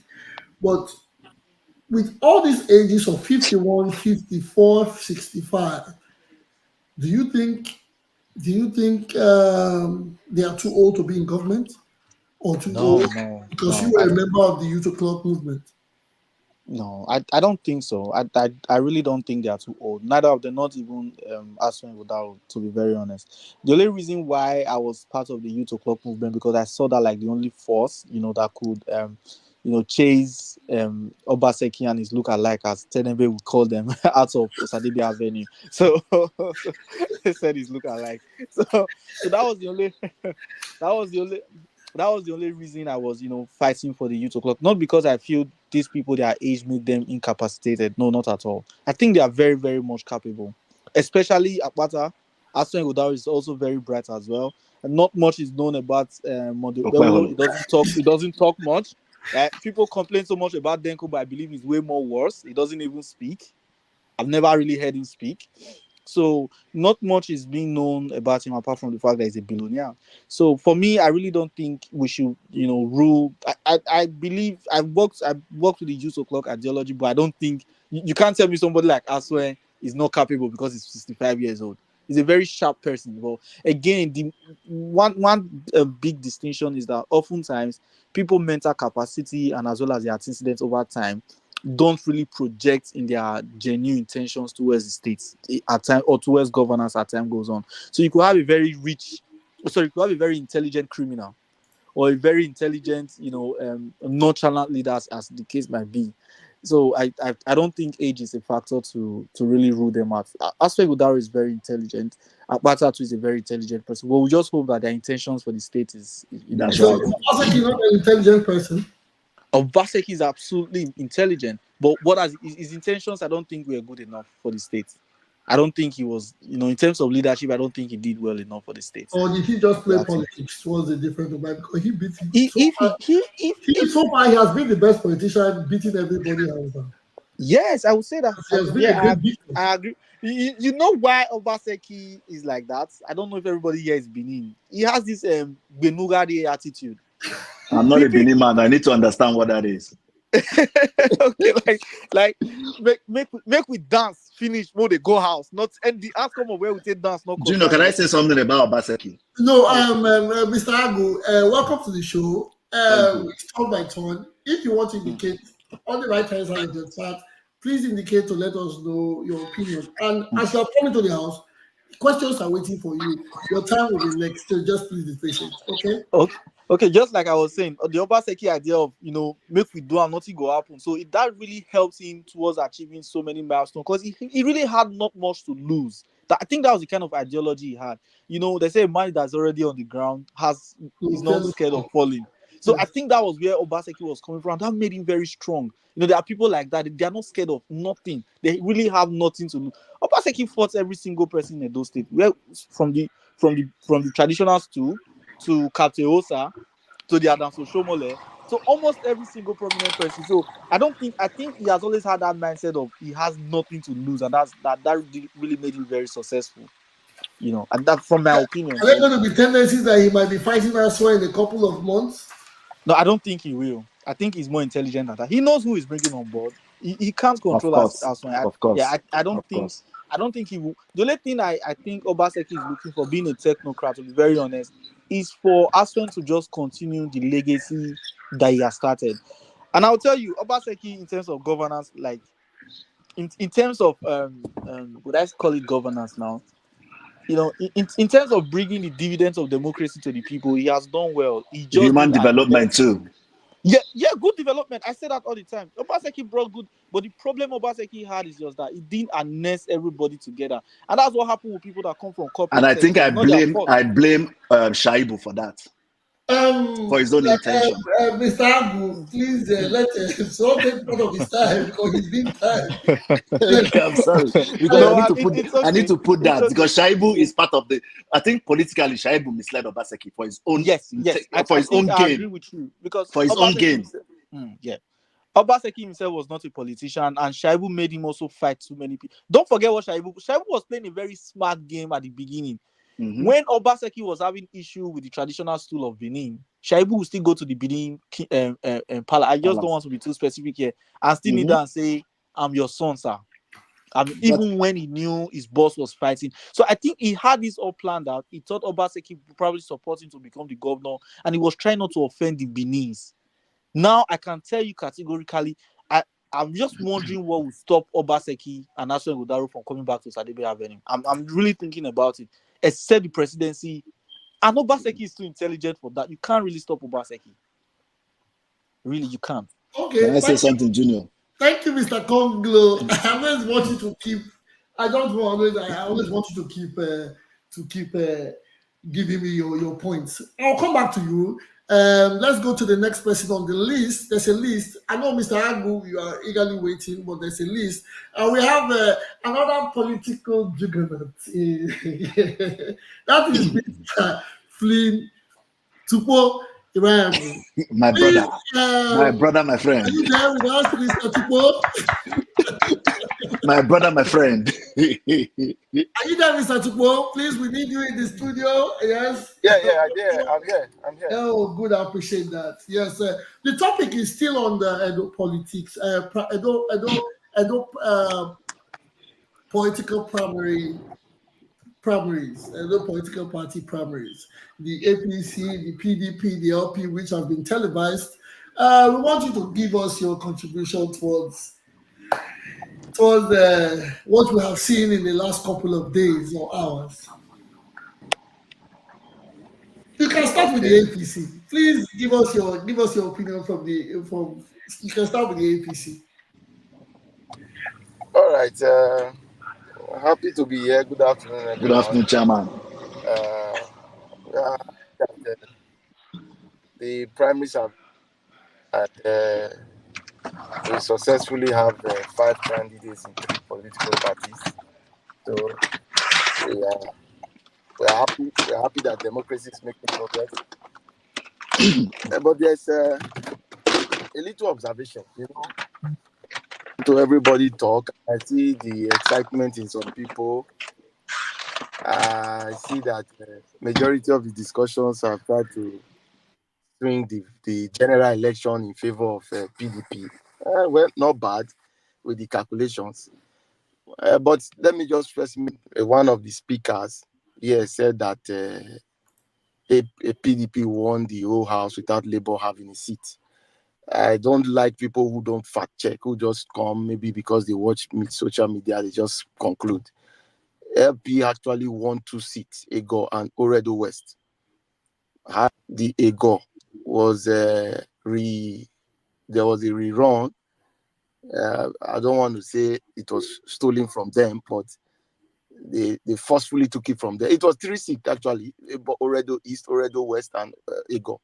So they forcefully took it from them. So currently, the Labour has a sitting representing Oredo West in the House. How many seats are there in the assembly? 24 seats. Okay, 24 but PDP has 13. Yeah, I think PDP has up to 13. Labour has 1. And APC has. Let us when we want to talk, let us be fact checking all these things. But politics is not. We're learning in school of politics is not where you just come and. Politics is not where you just come and say it the way you like it without going through the through fact checking all these things. People are struggling. It's not easy to win an election. It's not even easy to be nominated. So when people succeed, you have to make it clear that they got it. So Labour is there in the State Assembly. Okay, going forward, like I said, it's also good for us to still understand politics is not something that we'll just do 1 + 1 and we'll say it's 2. It's not so. So when we come and say people have court cases and you say they don't, it doesn't matter. We have seen where the full state, the full party from assembly to rep has been thrown out by the court in Nigeria. We have also seen where somebody who was fourth became first. So when we have these court cases, we should be very careful. The current thing about Labour is that why I very much celebrate the emergence of Olumide Akpata. We must also know that there's a judgment giving verdict to Lamidi Apapa as factional chairman. And APC, Labour has already conducted an extra election now, which has produced one Anderson Asemota as a factional candidate. Now, how is that new? Well, the truth is that what's going on? I like to say the realities. I don't get sentimental whether I am a PDP. I'm a party man. Yes, I'm a party man, but the reality is very clear because this program, I believe, is undiluted. So we will not have it saturated with bias. We must say. So tomorrow, when a judgment is given and Lamidi Apapa is duly elected as the party chairman, you should know that his candidate will stand. And probably INEC will say they were not part of it. Then Labour will not present a candidate. So let us just be putting all these things in perspective. Now, the deputy governor in the person of Philip Tribu, who no matter how I want to play him and say, oh, he doesn't know what he's doing, he's crazy, he's this, he's that, who have conducted the primaries and they will say he's going to court and he doesn't have a case. We should be careful the kind of system we are running. We should tell our politics to do the right thing. let us not come and start doing Obaseki did this, he had the right to put this. When you do not allow somebody to enter a venue and say the person does not possess the capacity to enter that venue because he has come with more than 3, you are already becoming autocratic. But that is alleged because I wasn't there. Now, if Philip has said he's a candidate and was announced by a national TV, because it's not me announcing it, that is a factional candidate, I think he's going to go to court. I hope that when all this playing out, because I know Nigerian judges, they will eat money, lawyers will eat money. I hope that when the court start playing out, we should also know that all these people, whether we are for or against, are part of this problem. Now that is on PDP side.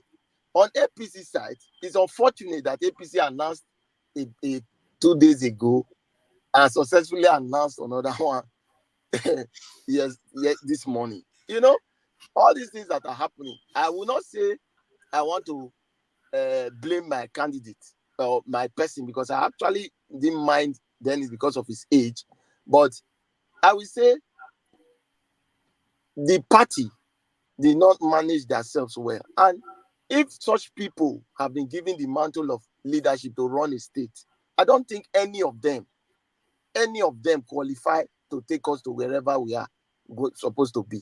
It's just going to be business as usual. Any of them? Are you talking about all three major political parties, the candidates? Are you all the three political parties. The three political parties. I'm not talking about the individuals now. The three political parties. They are guilty as charged.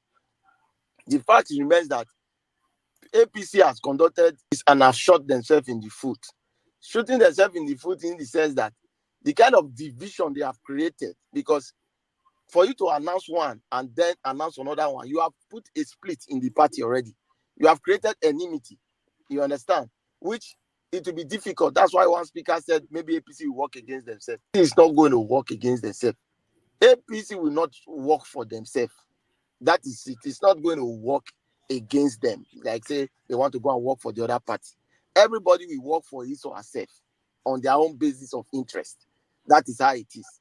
And so many other people in PDP will work on the basis of their own, based on relationship. We saw it happen in federal elections where some PDP people worked for Peter Obi.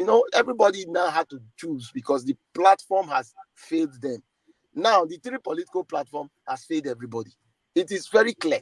Let us not start trying to do that one person is that one is smart. No, forget. They have failed everybody. They have brought their candidates the way they want to bring their candidates. So it goes back to what we have been saying. That's the emergence. How these people emerge. Yes. It's the same old. If the only fear I have is for Olumide, and I will tell you my fear. I hope that Lamidi Apapa doesn't destroy the chances of Labour, because the only breath of fresh air in this political race is Olumide Akpata. I know people have already started. Edo people, we are funny. But when somebody goes for it, we look for all the bad thing to talk about the person. I've started hearing that it's not a Yoruba man, it's not a Benin man, it's a Yoruba man. It's a this, it's a that. Everybody, like we just. Yeah, I know how far they can go. And other crazy things like I've heard a couple. I've seen a couple too. But that my own is that I just hope that the crisis in the party do not make them not eventually have a candidate. But if they have a candidate, I believe that Labour Party has a very strong chance of getting the ticket, the seat. Why I say this, even while we want to calculate do the maths from today, all these parties are going to take deputies. These deputies will mean a lot, especially because of the divisions in the party.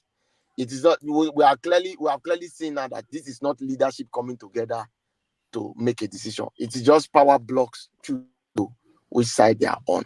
So when you now want to bring a deputy, it's not a leadership team, it's a power block team. So if you do not bring the power block that favor, if the power block, the choice of this doesn't favor a certain power block, they are going to go the other way. And now the demography still matters, because now everybody is going to switch like the APC and PDP will switch their deputy to Edo South, obviously. Olumide Akpata will switch his deputy, obviously, to Edo North or Central. So whatever players between the deputies that will come out, because we are hearing names already, you know, I'm even hearing that Pastor Ezeyamu is going to be you know, where I will not be surprised because I've seen that will be deputy.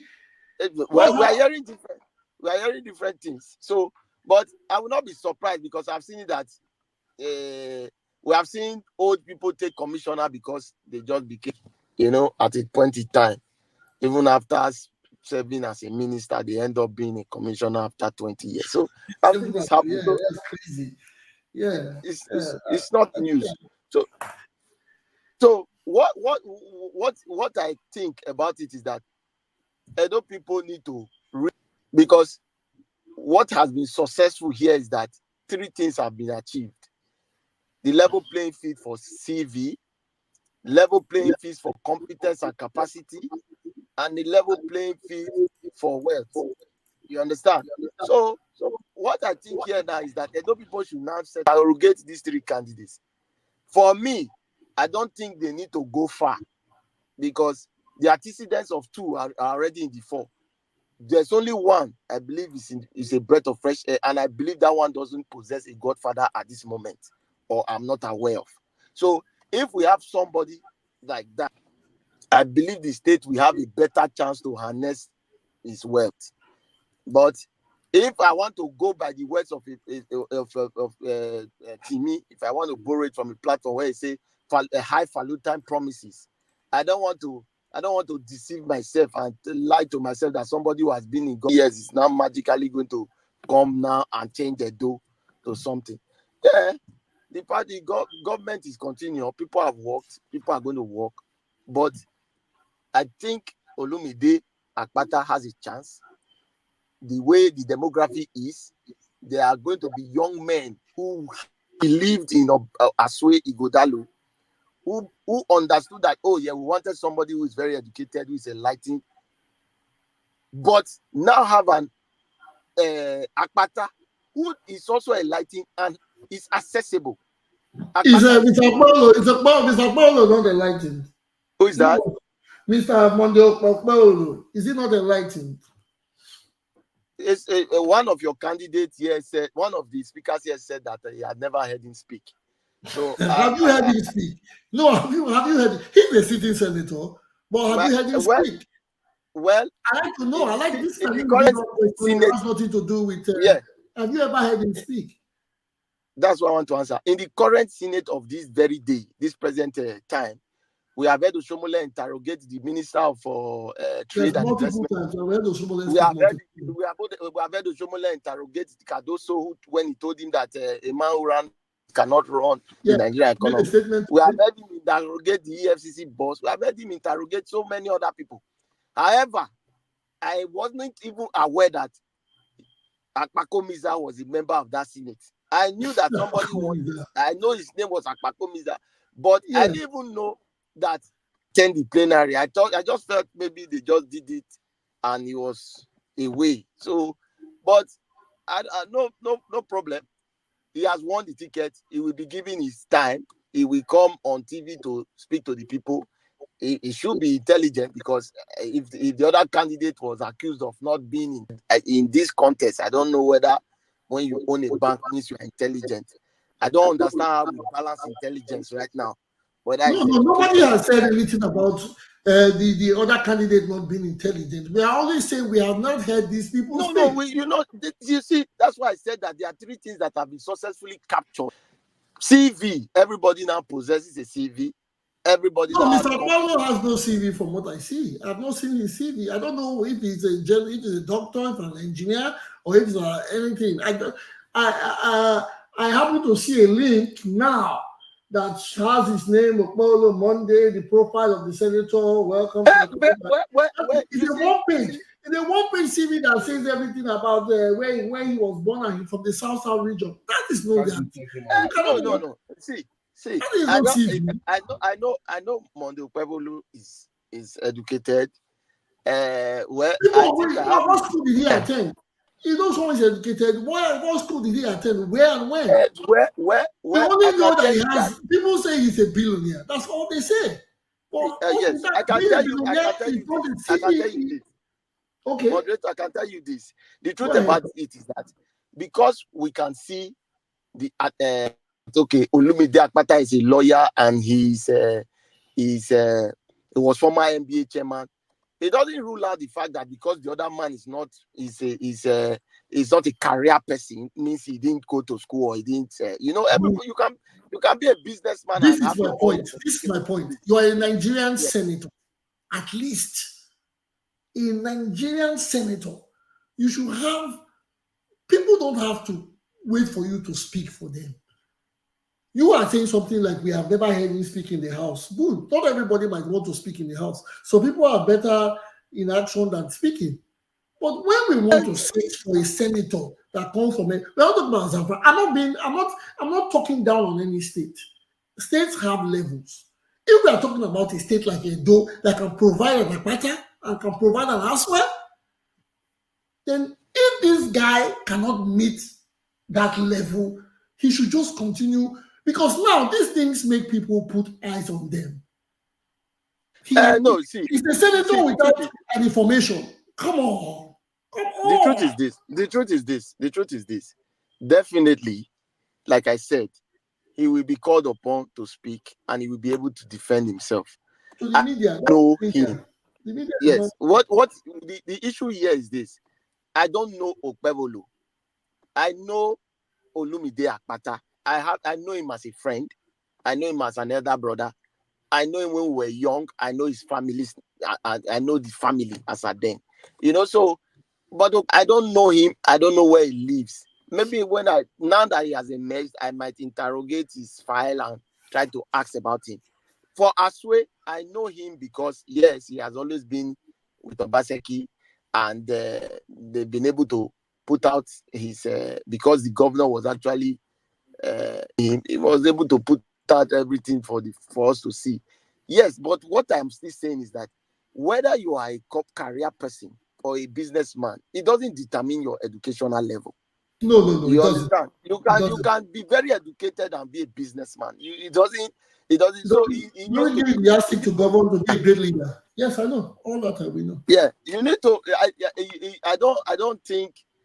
I don't see anybody who have come to say he's not educated. The only controversy here is that we have not heard him speak, and probably we will definitely hear him speak. But me, I'm not bothered because I'm on the page of a fresh breath. I want to stay on the page that Olumide Akpata has emerged, and Olumide Akpata, I'm only saying it. He's reachable.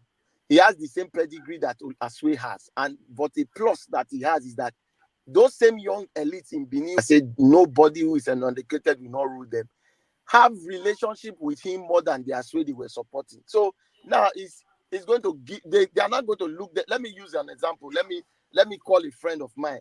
So I have a friend of mine. His name is Joe, and he's a very strong supporter of PDP, and also is supporting ASUE. But he doesn't have direct relationship with ASUE. But he is 5 and 6 with Joe with Pata.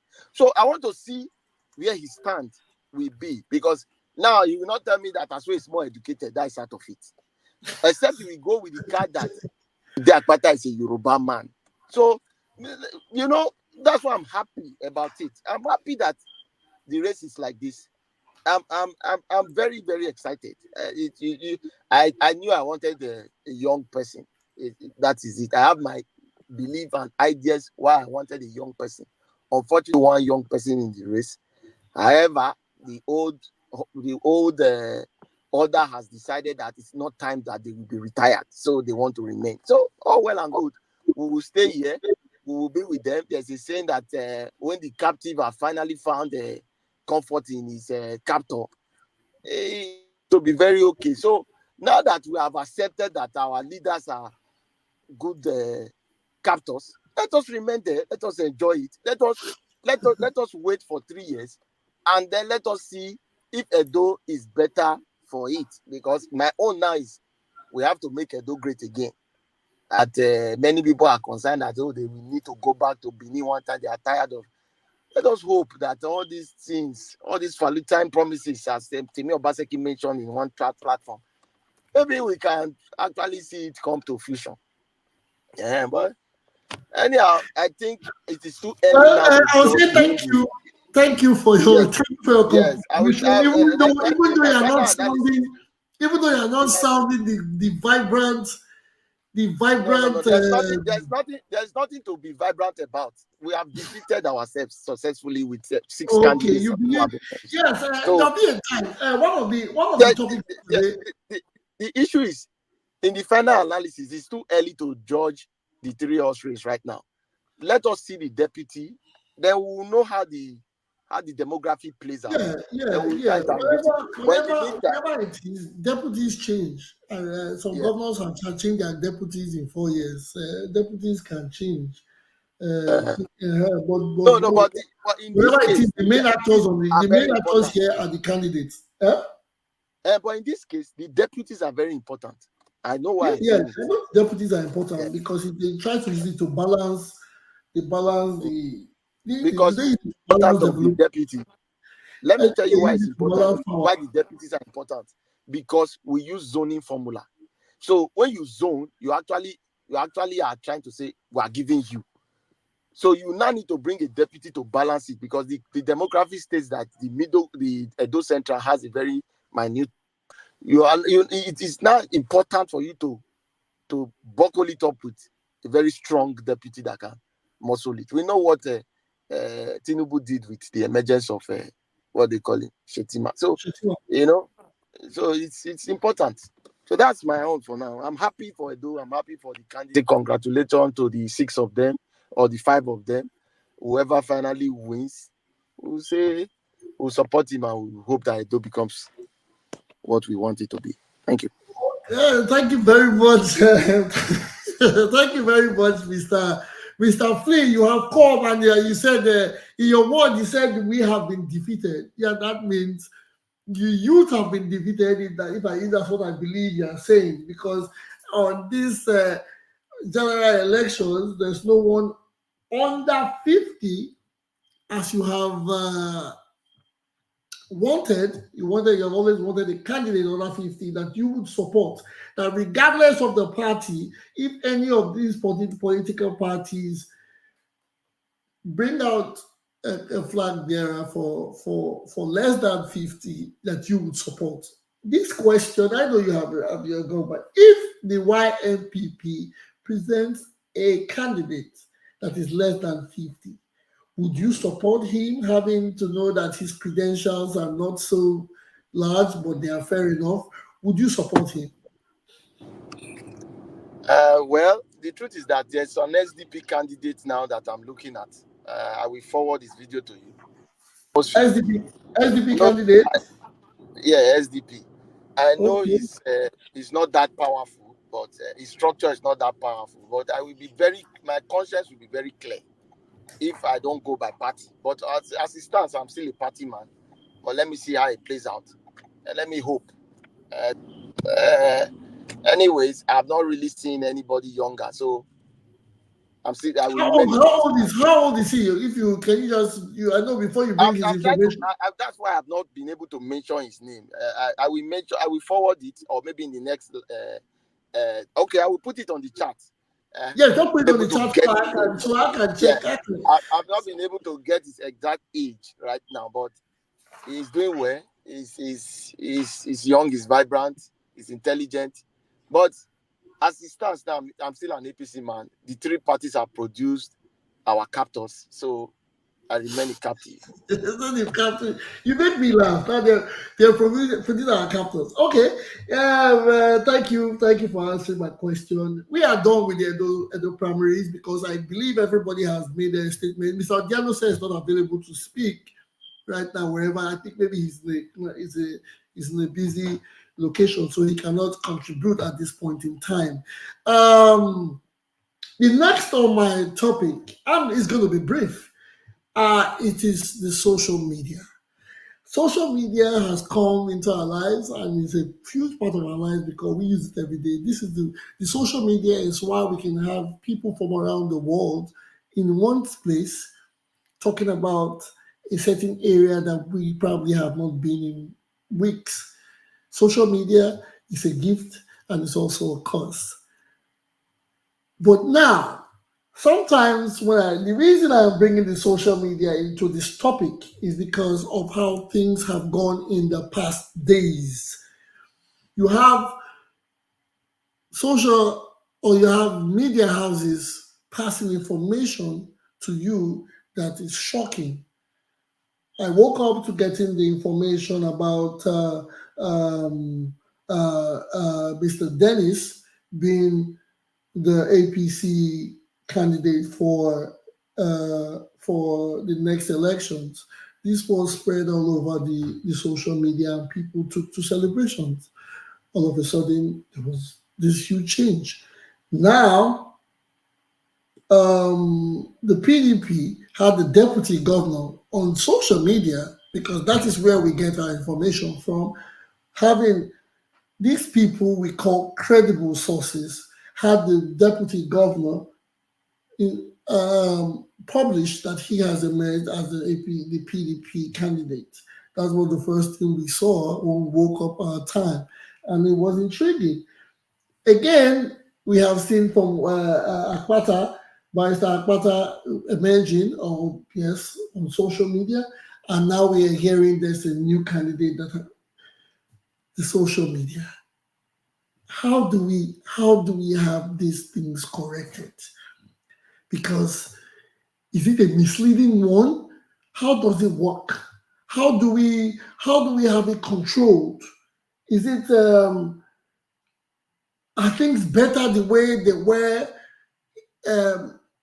Would I call it not the Stone Age, the way things were before, when you had to wait till 9 p.m. to get better news? Because people are using the social media to propaganda. Because we spoke about propaganding earlier, we use it to propaganda, pass false information, and before it goes back, it becomes, sometimes it creates harm, it creates hate, and everybody is misled. How are we going to, how do we have this controlled? Is it a gift or a curse? It's not. We're not going to talk much about it, but we can discuss about it later. I am going to go back into the third topic is going back into the candidates, because now we have 3 candidates in our hands. We have 3 candidates. We're going to talk about the words that they use: capacity, competence, and character. We said we're going to use these 3 as a criteria, or could be a criteria, to access them. Now, we don't have Osa in the house. Mr. Agu, are you there with us? Mr. Agu is not there. Okay, we have Osa. Mr. Osa, you are back on the studio. Yes, I hope you have resolved your issues. Now, speaking of competence, the 3 C's, I call it the 3 C's. I just created that: competence, character, and capacity. Mr. Akpolo, not Mr. Akpolo, Mr. IGHODALO has a big 5. Mr. Olumide Akpata has a big 5. And Mr. Akpolo, they say, has a big bank account. When we talk about, are we not in a tight spot? Because from what people say, Mr. IGHODALO and Mr. Akpata, they probably stand on the same level. Are we going to now use zoning to move to the till? Or are we going to say it doesn't matter, we don't do zoning? Are sentiments going to come? Or now we say, okay, let's keep those out of the CDs out and see who has been in governance. Mr. Akpolo is a sitting senator. Those are the great attributes. So now I'm going to go back to my studio, and I'm going to ask, This is more going. It's going to be like is first of all, I'm going to ask my co-host. Co-host, from these three people, I want you to tell me your favorite. Tell me who you would vote for if, or who you would pick to be your favorite. Among Akpata, Baholo, and ASUE. Yes, tell me who would you who if you had to pick, who would you pick and why would you pick it? Let's make it brief, 2 minutes or less. Yeah, for me, I would like pick. Actually, do I really know the three of them?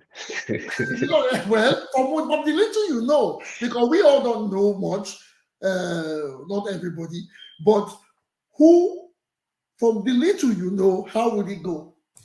Yeah, for little I know, I will take Akpata first because I don't really know anything about ASUE. ASUE, I just CV. I never seen art. It's a thought remain thought until you put into action. So you never do anything will make me say, okay, fine, I will pick him. But we don't say Olumide. Now one time NBA chairman, those say, not be from me, sorry to say, Oga, when election reach, they go bring your CV come out. There's some people they say, according to some people, your marriage not last. So I don't know that you feel last for the government office, they give you the seat. So that would be cause for concern. So I will pick him over the remaining two of them. As I say, somebody say, okay, well, not they talk. So person they talk, I want to know what they in mind. So for now, for CV, Akpata was once a NBA chairman. Yeah, when he did there, he did some good reform for NBA, which is okay. But I don't know if he has the capacity. But for me, I will stay with Akpata for now, for what I know. Thank you, my co-host. You leave the Okay. floor. Now, let's TV, thank you. That's the three C's. But I think I'm going to add we'll soon make it four C's. But before we go, Mr. Timmy, you're next. We have three major candidates, because Flynn has not given us the fourth candidate for us to put. Because if we get the fourth candidate that aligns with this, that the SDP candidate, I might add him, so we can pick. But from your own assessment, Mr. Timmy, you're next on the. I hope your internet is working fine. From your next assessment, Timmy, the three candidates, tell us who would you pick and why would you pick him? 2 minutes. Thank you so much. As of today, if I tell you I have a candidate already, then I'm rushing. Okay. Yeah. I need to see the manifesto of these three candidates first. If there's a fourth viable candidate, I need to see the manifesto of that candidate. Not only will I see it, I need to be able to interrogate these manifestos, engage as much as possible, even if I don't have access to the candidate, engage with their campaign teams, let them distill what is in the manifesto to real terms.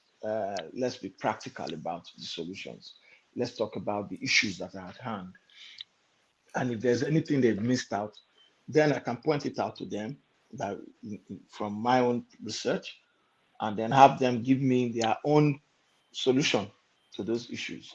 Yes. One of the things I will be looking out for is a candidate that is very intentional about having plans that cover the entire state, especially because of the narrative we have going into this election cycle, where people are talking about candidates only concentrating on the areas they are from. It's not normal, right? So at this stage, I don't think, I personally, and I don't hold it against anybody who already has a candidate. Prior to yesterday, what I used to tell everybody was, even the parties don't have candidates yet. I cannot have a candidate. They only have aspirants. So let's wait for them to have candidates. Now they have candidates. I need to know what the candidates actually plan and interrogate it before I would choose one. I cannot choose because for any other reason apart from what I've stated. Thanks. Yeah, thank you very much. Are there no tendencies that every candidate will bring the same blueprint from an old manifesto? It's just a manifesto they will bring from old, they'll dust it, and probably make write up in a new page and bring it to us. But well, thank you for your decision, Mr. Concord. I don't know if you are busy, Mr. Concord. I want you to, from the three candidates, and if you have to pick, telling me you're a PDP member is no yardstick, because everybody wants to say, yes, I'm a PDP member and I'm an APC member. Sure. But if you want to pick from this, because Mr. Timi has given us a clearer picture, nobody has come with the deputy, nobody has come with the manifesto. So we are not just going to fall short of handsome men or people with rich CVs or big accounts. So, Mr. Konko, are you there? Mr. Yes. Konko, are you there? Yes, I'm with you. From the question, I don't need to say the question again. From the question, who would be your choice and why?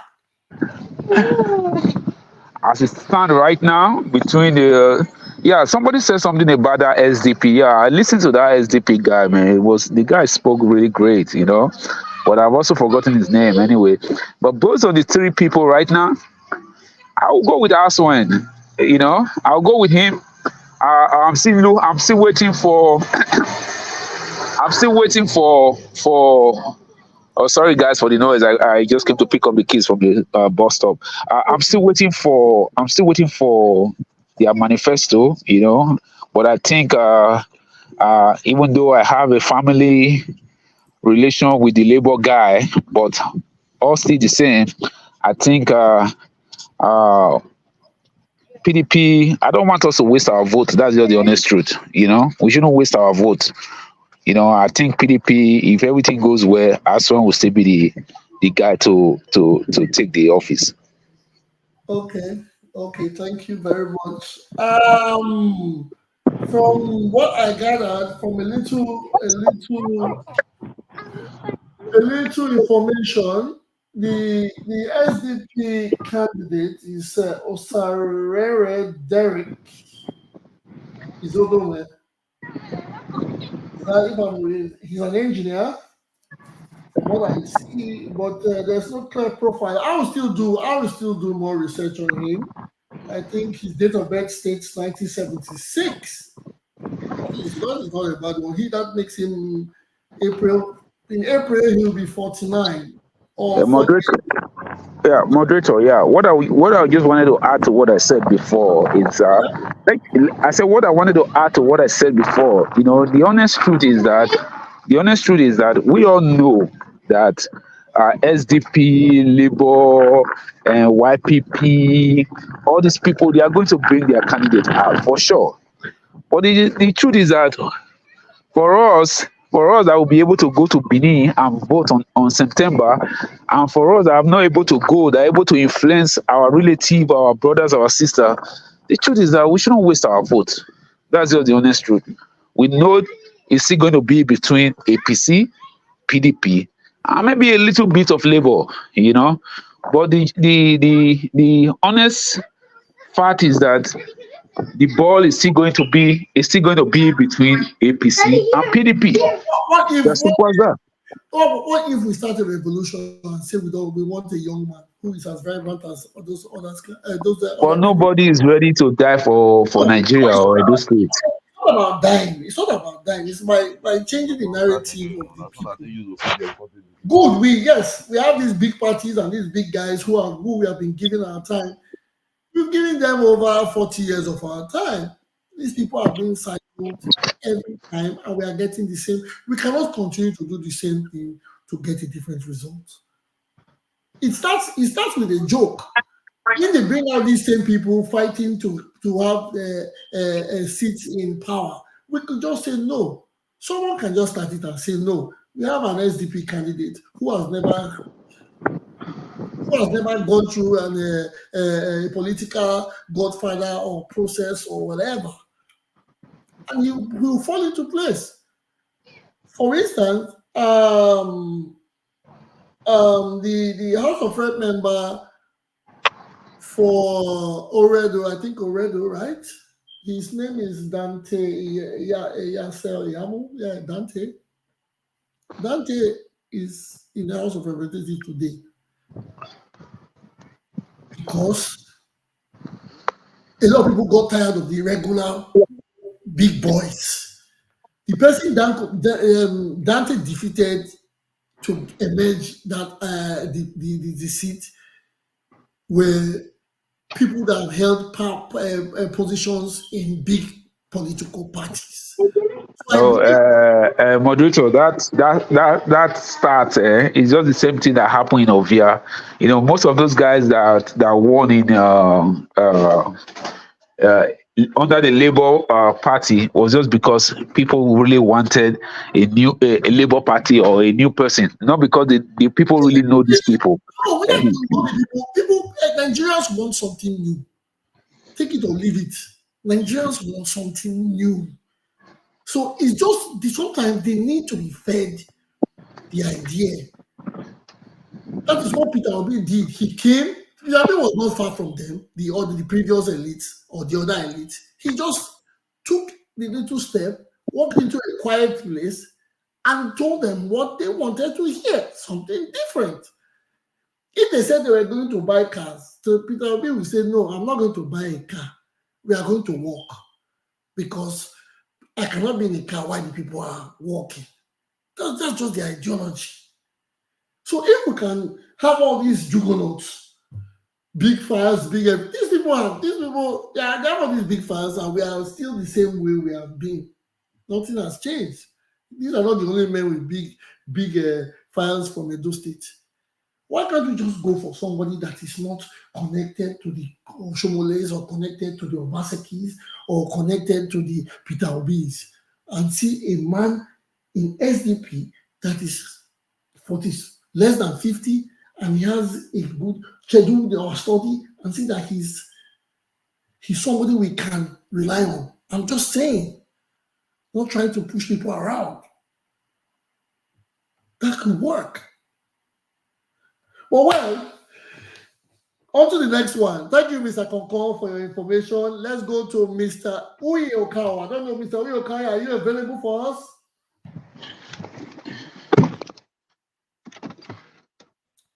Mr. Uyi Okawa, are you there? Yeah, I'm here. Yes, I hope. Okay, good. So from the three candidates, can you tell me from the profile your suggestion and what you go for? Okay. As a party man, I will always go with IGHODALO. But I just want to correct one impression. This next election, APC will be very, very strong in this next election. What? I want to correct that. APC will Yes. be very, very strong in this next election. Going to this next election, APC will be very, very strong. I just want to correct that impression that people have that because maybe they might have lost out or something that happened during the primaries, they might not get the support of APC. They are going to that primary very, very strong. If you think that the do not vote belongs to Adam Oshomole and Adam Oshomole alone, you going to be aimed for a shocker, a very big shocker, because the people that stood up to Adam Oshomole are not political pushovers. That's just the truth. They are not political pushovers. So it's not like you think that, and even if it is very, very difficult to tell a people that are used to voting for one party not to go towards that party in an election. It happened in Rivers State when Wiki wanted to work against the PDP. Because Rivers is already PDP, Rivers people are already PDP. Some of them, they were even angry that why is Wiki working against the PDP? I don't know if you understand me. It took Wiki very, very, very. Wiki had to kill, maim, do all sorts of unusual things to be able to deliver for APC in that election. We all know that APC lost that election in Rivers State. You understand what I'm trying to say? Why? Because the people that are used to voting along one line, it will be very difficult for the Shomole to now say, I want to work against APC in Edo North, and PDP will now flow APC in Edo North. Or Labour Party, forget about Labour Party in Edo North, forget about Labour Party in Edo Central. Labour Party will just manage in Edo South. Labour Party, I've told people before, is a regional party. It's the obedient movement and the aggrieved PDP that gave Labour Party that vote last time in general elections. But that's fine, those little fine margins that we politicians, we they do election before, we know about those fine margins. That's the same thing that will still take labor out. I've explained to OSA before. We know how many polling units are in the polling station, and we know how many polling stations are in one ward, and we know how many wards are in the local government. Labour Party don't have the resources to man all those places. Not just Did you man say them both financial. resources? Did you say resources? When I say resources, yes, not Yeah, just to man that's them. what you use the word resources, right? Yes, when I say resources, I mean Okay. human, Yeah, yeah, financial. I mean both yeah. human resources and financial Capacity, resources.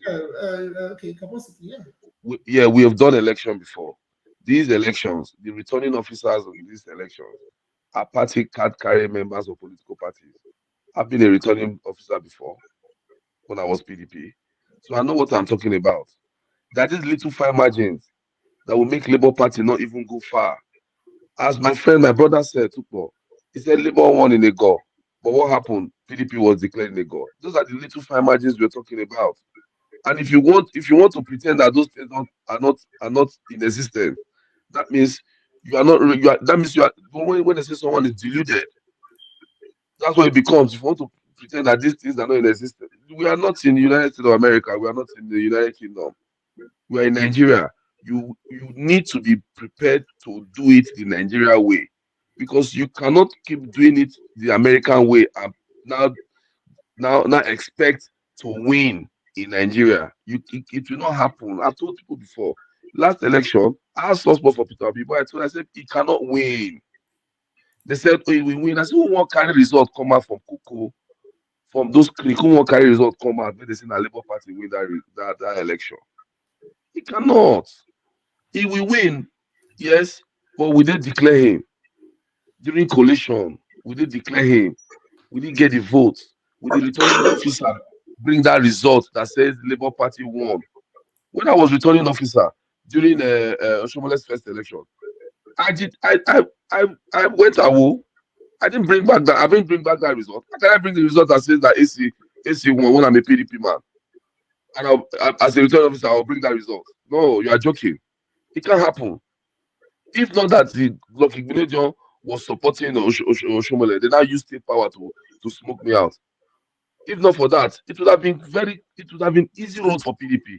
And that thing is still in existence till tomorrow. All the ad hoc work, all the ad hoc staff of INEC on the election day are card carry members of both PDP and APC. So how can the Labour Party come and defeat PDP or APC in a governorship election, in a gubernatorial election in those states? Let me see how it's going to happen. I've told people before, they should advise Akpata. There are two, see, in everywhere in the world, there are two political parties. There's nothing like a revolution, want to come and vote in one strange man.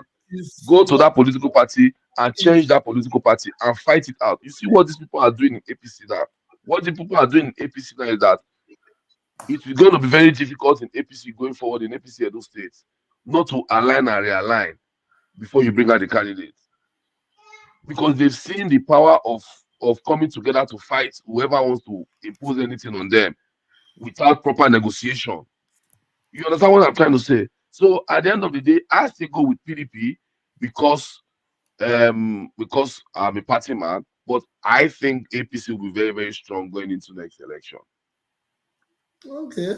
I think APC will be very, very strong going into next election. I think APC will be. I know APC will be very, very strong going into next election. It's not like I think. I know they'll be very, very strong.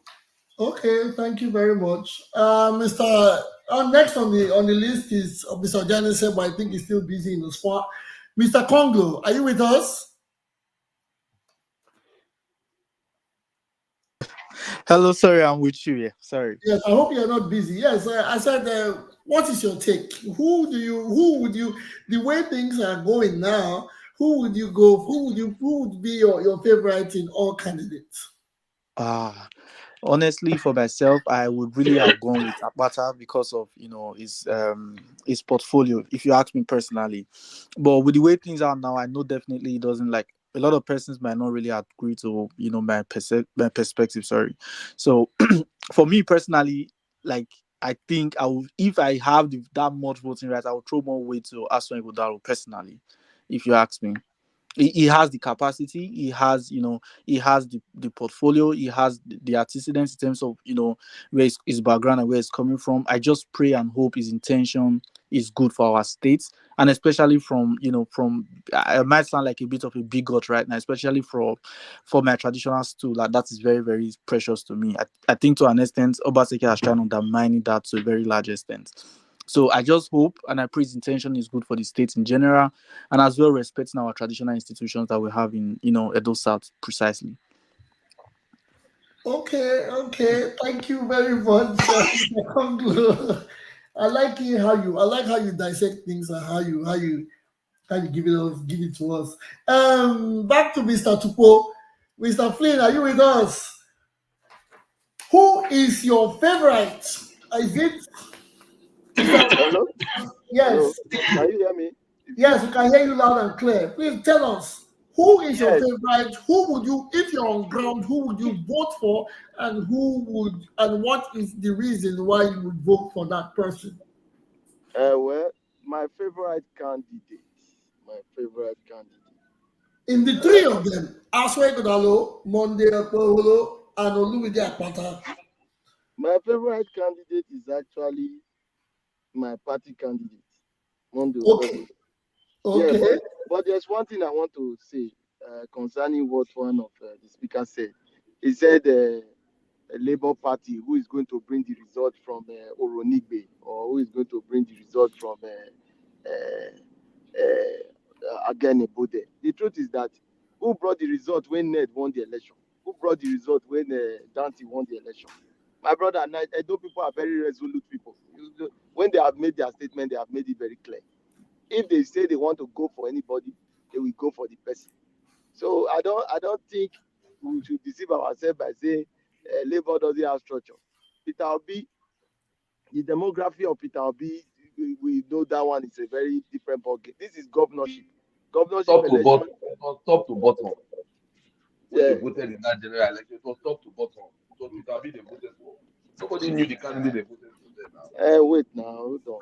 That's a misinformation. Honestly, sirs, like with due respect to everyone speaking, I think it will be very wrong for us to actually use the capacity of Labour Party in the last presidential election to determine the possible outcome of this new election. They don't have that capacity now.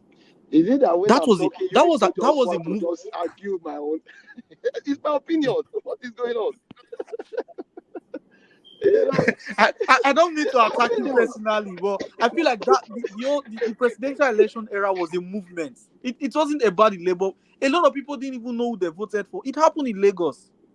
It happened. Nobody knew Neda. I didn't know my Neda brother, myself. my brother. Let me just finish what I was trying to say. You see, the truth is that we understand that Labour Party is not that strong.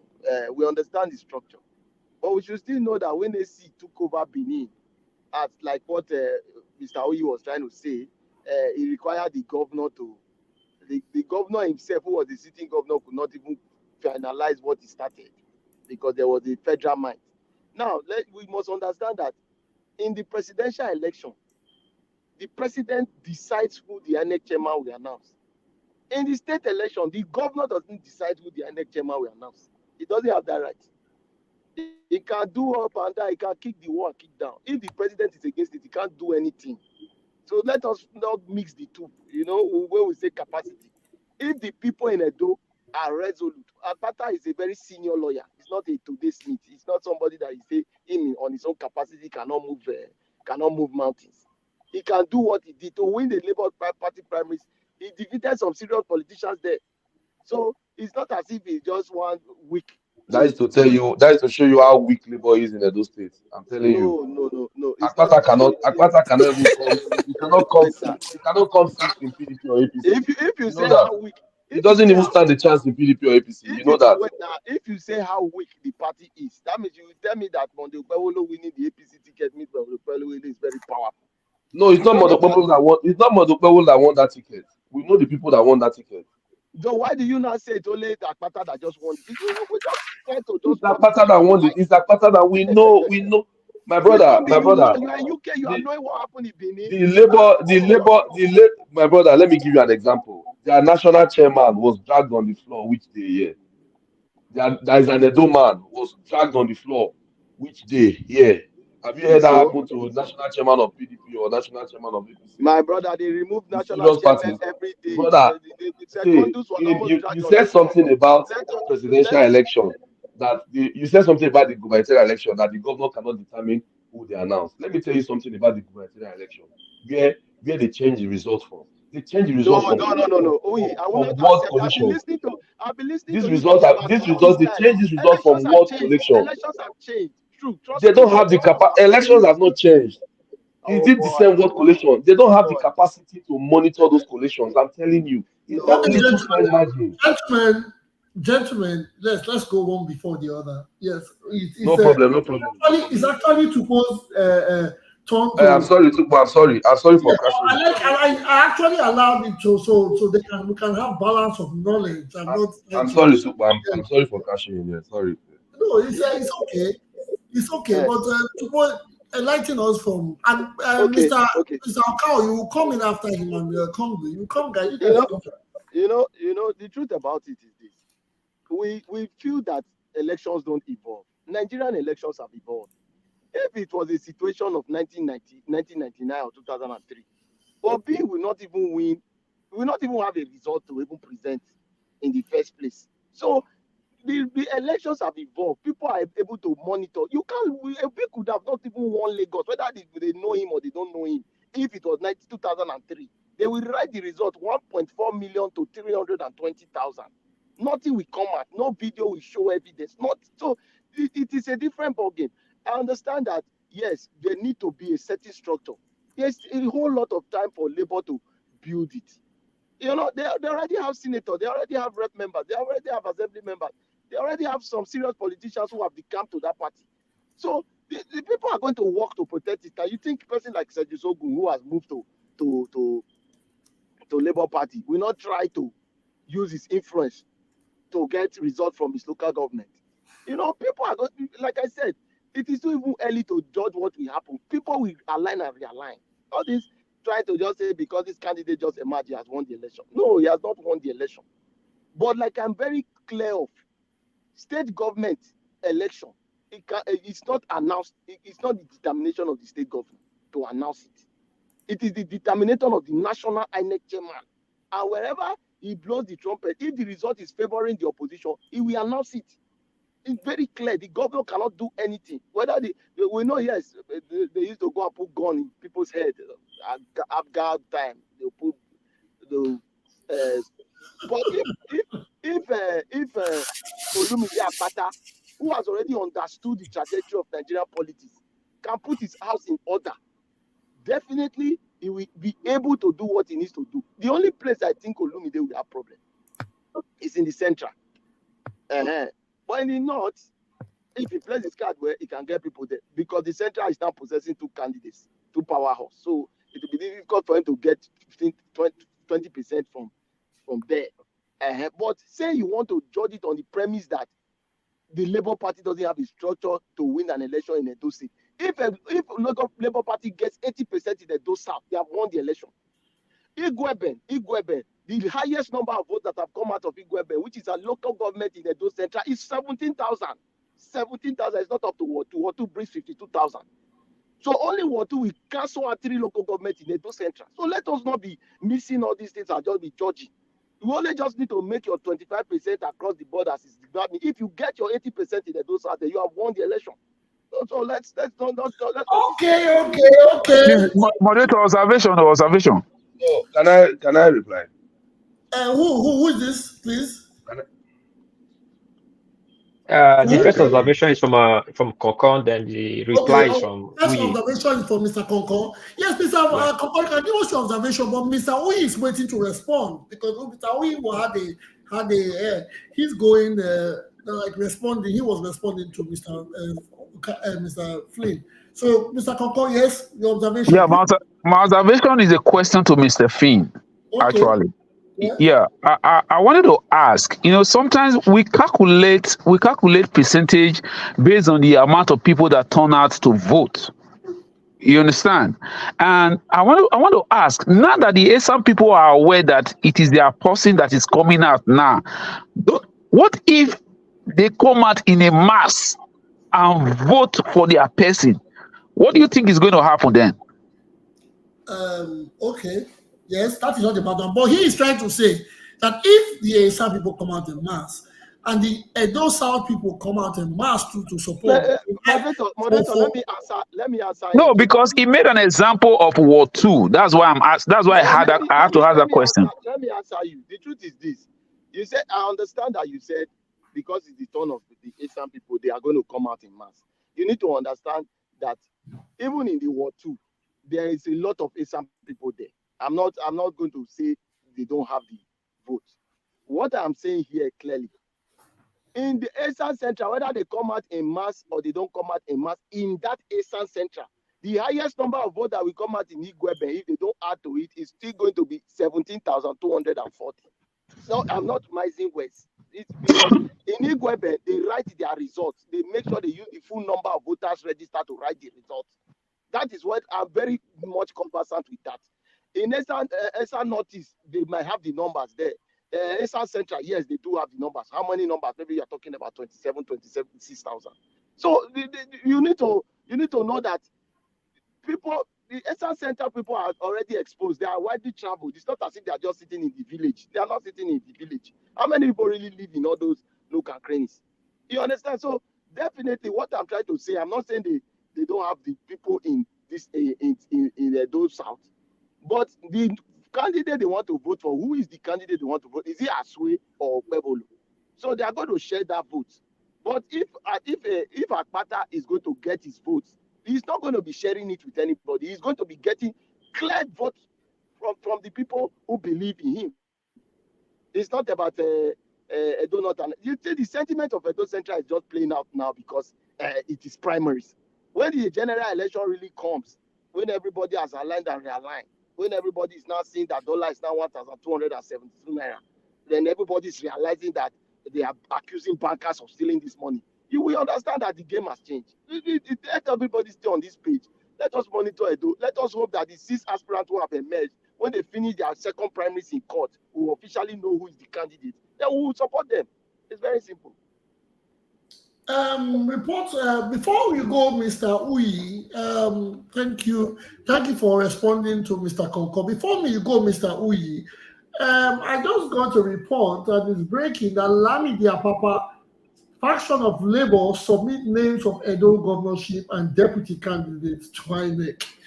What is going on in the country?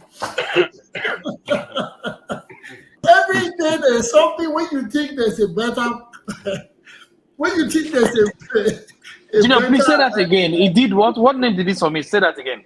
He has submitted names of governorship like I said, I said we have 6 candidates from 3 political parties.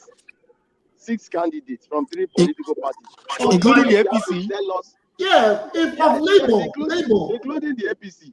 Sorry, Mr. Moderator, I would like to hear the speaker's comments on, including the APC, sir. You think so too?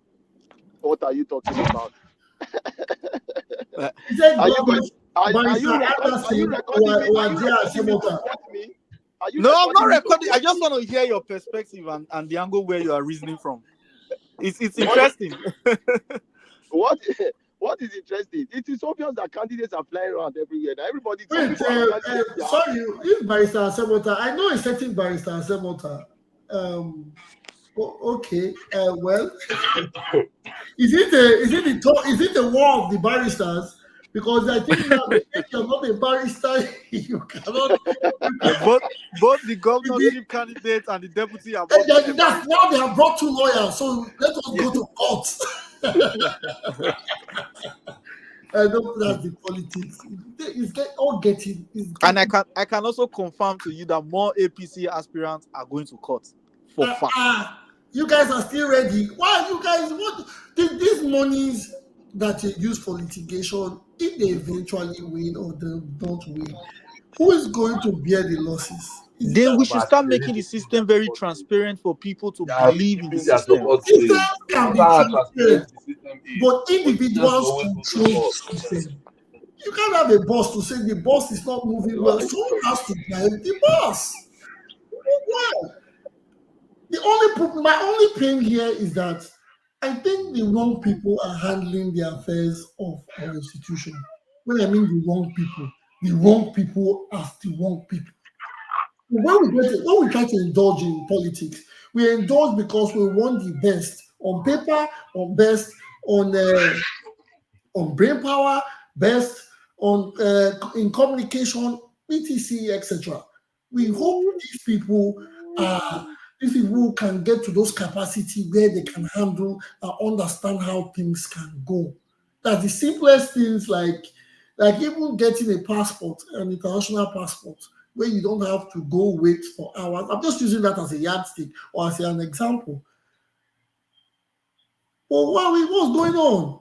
Now, even look at the Labour chairman coming in. Where was he last night? Where was he on Wednesday? He's coming now on Friday night with a list to INEC, and it's obvious INEC is still a joke, because if INEC refuses to accept such things, I think it wouldn't occur in other parties. You don't, what? Let me tell you something, Obizo. As a serious political party, you don't go into an election when you have disputes in the leadership of the party. When you have what? When you have disputes. Thank you. Yeah, why? PDP had the Secondus and the other man fighting, and they went into election. No, Secondus was not fighting with the other man. Okay, when we had this man from the north, what's his name? We didn't go into an election like that.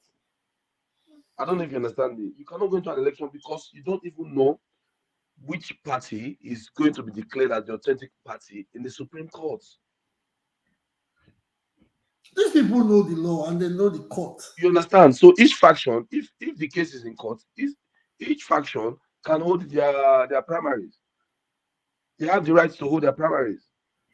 So how come everybody has the right to hold their primary apart after Lamidi Apapa won the appeal? Apart from the deputy governor. After all, Lamidi Apapa won the appeal. So is the Abure faction. Is the Abure faction, after winning that appeal, is the Abure faction supposed to conduct any primaries? If you look at it, Lamidi Apapa faction have the right to conduct the primary election. So you will not blame him that we have it. No, don't blame them. There's a case in court. And that's why I say I blame the institutions that keep accepting the hooligans. I think the institution. Moderator, I don't think it's the institution. I think it's the players. The people that run the institutions or the people themselves. Because you cannot take a case to court and the court will tell you that because we want to be fair. Don't come to court. They don't come to court. They will come. You are they are already waiting for court cases right now. They are waiting. They are dusting their wages and everything, waiting for the people to pack all the cases to the court. So that is how we start. Obizo, it's like you blaming a lawyer for representing his client. Exactly. No, I understand. But to me, a decent lawyer would tell a man, you have not won this case. Unless you don't want the lawyer to chop. There's no lawyer that will tell a man that there's no Junior. Even when Adam sinned, God gave him fair hearing. That is what the lawyer. You want to learn football, they will start. Junior, don't say this thing again. Okay, I'm sorry, barrister. But now But even at that, Junior, we have seen cases go to court, and the person who is not even in the race. Really? Like Kogi governor just won carried second in primary. He came second. And unfortunately, the candidate died. And they went to court. Faleke tried to get it as a deputy. It didn't work. And he was sleeping in his house, and they called him to come and take governorship. Mm-hmm. Yeah. So when he started misbehaving, people started thinking that he got it on a platter of gold, no leader, nothing. Or the person that came fourth. The person that came fourth. Yes, it was the Eastern States. I think that is the one that came for the APC. Imo State. Yes, what's his name? He's the one that came for the APC, the previous APC. Uzodimma. Yeah, Hope. They said he came. Oh, the man in Bayelsa State that they said is deputy governor changed name how many times? So because of Even that, in co- Yes, the PDP that was. no call PDP man will lose woefully for the election. No, I think the one that they had a pre. It was changed and the Bayelsa here they had a match day even and the Nigerian president too. just like Peter Obi saying he won and he paid 700 and something. Even in Zamfara, the full party was thrown out, and the French people that didn't even know whether they were in the election, they were giving. Yeah. So I think we have a lot of. I'm weak. You know why I say I'm weak? Even the Labour Party that we are expecting has a coordinated primary is now going towards the same. That's the reason why I told you. That's the reason why I told you that politicians will always be politicians. Yes, but at the end of the day, these people went out for primaries today. They know and clearly are aware that this matter is pending before the court. There's something Olumide said in one of his last interviews that he's following when he was asked which faction is the leader of the party. He said since the matter is in court, he will go with the status quo, i.e. the Abure. But hey, that's a gamble. What if it changes tomorrow? And now we're saying that. And who arrested Abure? Because the appeal court, it's not me. It's not me. Appeal court gave it to what's his name, to Lamidi. So they're in Supreme Court now. So what if Supreme Court upheld the? That is what if they haven't. So that is why he is following the status quo. Everybody remember where you are. But can I observe, sir? The truth is that yes. I don't want to take the capacity of Olumide Akpata away from him, because as a lawyer, he probably would have read the cases before he decided to choose his side. Because it is obvious that him having served as the chairman of the Nigerian Bar Association, we understand very well what the outcome of a case, or a case that is, how do you call it? Maybe you get water or a whole water.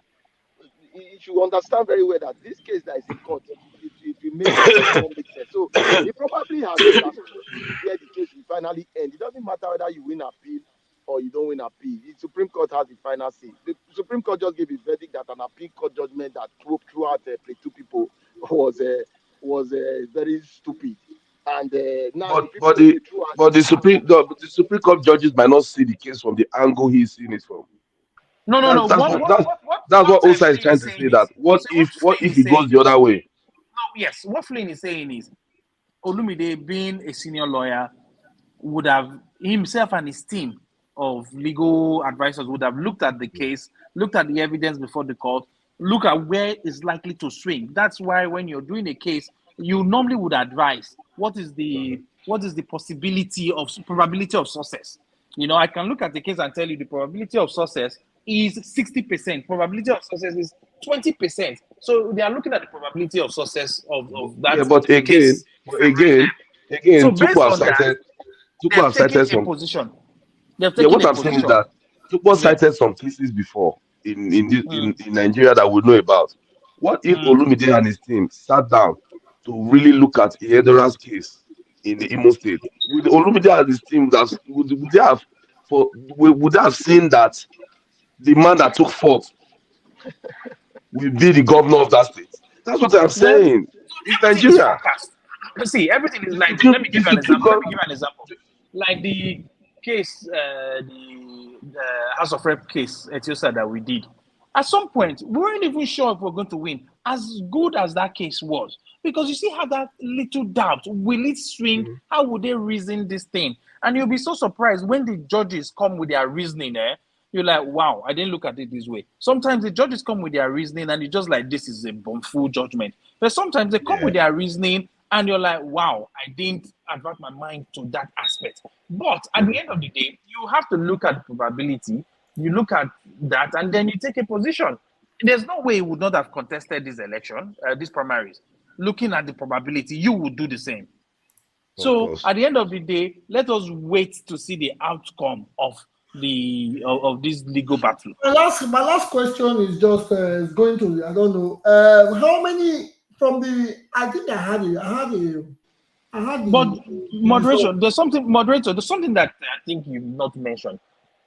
in terms of people picking their favorite candidates, on what basis are they picking it? Is it, I said yeah. when I asked on favorite, have I asked you, Mr. Osa? I've asked you? Did I ask I you? I don't think Oh, so. this is the first time you are speaking. Okay, sorry. Because Yes, I had issues. to bring on the last person, I think you are okay. You can answer that now. We have 3 candidates, and I said, "Who is your favorite and why?" They say, "Why?" So you can tell me why you feel so person is your candidate, not using party ties. But some people are still felt because Flea still told us, yes, he's doing so because of his party, although he tilted towards Olamide Akpata earlier on. But when I asked him the direct question, he said he will do what his party does, probably because it's on recording and we are live, so he's trying to make his party supreme. But now the question is to you: why would you pick? Who would you pick as the candidate, and why? So for me, in terms of picking a candidate, I won't just pick just anybody. Good. Oh, we have 3 Yeah, candidates so already. We have 3. yeah, we have 3 candidates. Regardless of the setbacks, but we have 3 major that are on paper. So who would No, you of course. Yes. So that's what I'm saying, that before I pick a candidate, I will first of all look at the ability. Ability is so important these days because we've seen someone that we all, most people wanted to be there. He didn't have the ability, and now we're suffering. Let me not say most people. Some people wanted to be there because they think he has done it before, but now we're suffering. So at the end of the day, I always go with someone who is competent. If I'm going to hire anybody, it must be based on competency, because without your competency actually shows how you can perform. Okay, so in terms of competency, there are certain things that I will use. Okay, first is I will go with someone, I think I listed them already, who has that leadership quality. Looking at all 3 persons, who can I tick, score more? They're all leaders in their own right, but who can I pick to say scores the highest in terms of leadership? Now, I'm not going to grade them. APC candidates, PDP candidates, and Labour. In terms of leadership, I have seen what the Labour candidate has done in his own personal capacity and in leading the NBA. Perhaps I know more about the lawyers. So now I will score Akpata in terms of leadership 70%. Then I'll go to PDP ASUE. I will score ASUE higher than Olu Akpata because ASUE has led in the legal space. He set up what we known as the SBL, section of business law. He has also led in the public space. Olu Akpata has only led within the NBA. He has not ventured into government or public or anywhere near that public space. Does he have his chambers? Well, oh yes, no, he doesn't have his chamber. Let me correct you. He's No, a no, professional. sorry, hold on. No, The man hold that on, said man. yes, the man that said yes should tell us the name of his chambers. We have internet to let him tell us. If you say yes, what's the name of his chambers? I thought so. Okay, Mr. Osa, continue. Okay, so Thank you. he left Warri to join his cousin Ogogo Akpata, who already started Templars. Okay. So he teamed up with him. It's completely different from ASUE that started Banwo and IGHODALO. His name is the IGHODALO, B and I is for IGHODALO. They started together. So they built that structure by themselves. It's not, I have already started, you're not coming on board. Yeah, it was early days, but it wasn't him that started it. Okay, so let's put that to one side. Now, I'm scoring ASUE higher because of his work within the public space, being chairman, led the National Economic Summit group for 4 years. That is not a small feat. And then he's led different as chairman in different capacities. So I'll score him. If I give Olu 70, I'll score ASUE 85. Okay. That is. With the APC person. No, don't.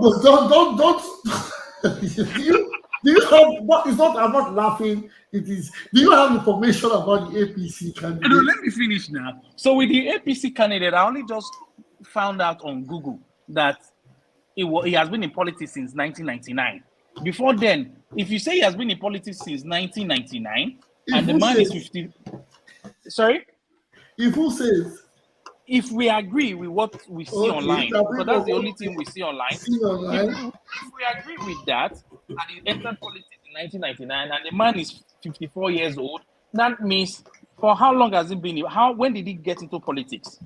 That will now be my question. I think he was born in 1970. So 1970 to 1999, how old was he? 29 years. 29 years. He got into politics 29 years. And there was nothing before that time apart from him being in one oil and gas firm. So what was he doing? What was his background? A 29-year-old man can be a part of any political... No, of course. So I'm just looking at that I really don't know much about him. But for sake of balance, I will score him 50% mark. Yes, but if he has been in politics since 1999, this is 2024, and probably he got into government because he had I think his senatorial seat in last year, that's 2023. So where has he served? Where has he been as a leader or as a... Exactly. So that leadership thing is not really there. But I'll score him 50 for sake of balance. I can't score anybody less than 50. Okay. So in terms of, I'm giving you my criteria for scoring these people. In terms of leadership. Observation, Osad, I'm not supposed to jump in, but I just want to add what we use to judge them. Political pedigree, not just use what you are using can only play out in corporate world. You need to apply what applies in politics. Apply it as well. Yes. We talked about it just now. Yes. That's the only. Yes. Also, we just talked about this is political. This is political. I agree. So really give us. You have to be brief. We don't have all day. Thank you. I agree. So if you look at the leadership quality, he has only been in power. If anybody can tell me where he has served before, I will be glad to look into that. Senator, to be a senator is not an easy. No, senator for how long? 1 year. So what has he? In the hardest times where Labour was about taking everything, he won it in the hardest times, even when Labour was about to. No, we're not looking at people. We're looking at leadership. Labour only won in Edo's house. Wait, let's get this thing clear. We're talking about the qualities of what makes up a competent person, a competent leader. One is leadership quality. Show me where you have led before. If I am conducting an interview, I will tell me a time you've led a team and what was your role in that team. Because if you don't have it, you can't give it. You can't give what you don't have. Let's not kid ourselves. You can't give what you don't have. He has not seen it. He has not shown it to us. Okay. You understand? You can't give. So that's leadership. Now there are no records to search for. Okay. Exactly. So we're talking about vision. So with the vision, I will wait to see their manifesto. That will inform me what they are seeing. If it's something that I think is good enough, like Timmy said earlier, he was not going to say anything, but show me your manifesto. That is the vision. Your manifesto tells me your vision. So I won't judge them on vision. I'll leave that in the manifesto stage. Then we go to communication. In communication, I'll start with the APC person. Like I all agreed, is Silent Monday. Silence start, so he doesn't speak. So that one, I'll score him, to be fair, 50%. Then, you score him 50%. Why? For being silent? Sorry? You are going to score him 50% for being silent? Because I'm not going to score anybody less than 50%. I want to be magnanimous. Okay. Yes, so I'll score him 50%. Then we go to ASUE. We've all listened to him speak. This is without bias. I've not for once heard ASUE criticize even the opposition, not even Shaibu. This morning when he spoke, even with the primaries that took place in Shaibu's place, he never spoke down on him. Shaibu did not speak down on him either. So. No. I'm just saying. I'm going somewhere. I'm going somewhere. So in terms of communication, when he speaks, you listen and you know where he's going to. And he never speaks down on anybody. So again, I'll give him 85 because he can communicate. He's a great orator. I give him that. He knows how to carry people along with his words, with what he says. Even there's a day that he spoke on Arise that you and I even agreed that this girl that he said may be in his cabinet will now be watching a CV. You know, those kind of people that can rally you with their words. I will give him that. With Akpata can speak, but I don't think it's original with him. And also, there's an interview that I listened to. The way he dissed Obaseki, I thought that wasn't good for a leader.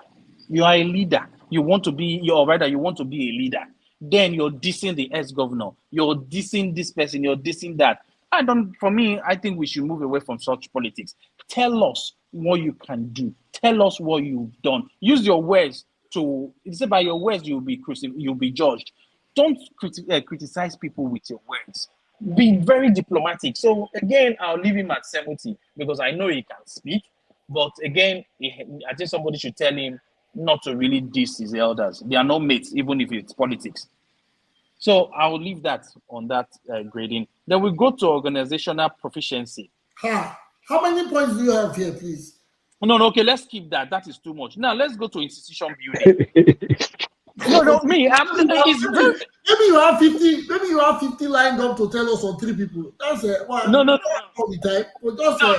This will be second to the last. So looking at people who can build institutions, I've not seen what the APC person has done. Who can and who have? Because everybody says they can. Hold on now. No, everybody hold on. says they can. We have to be sure of who have. No. If you tell me you can, I won't doubt you. Show me where you've done it. Mine is show me.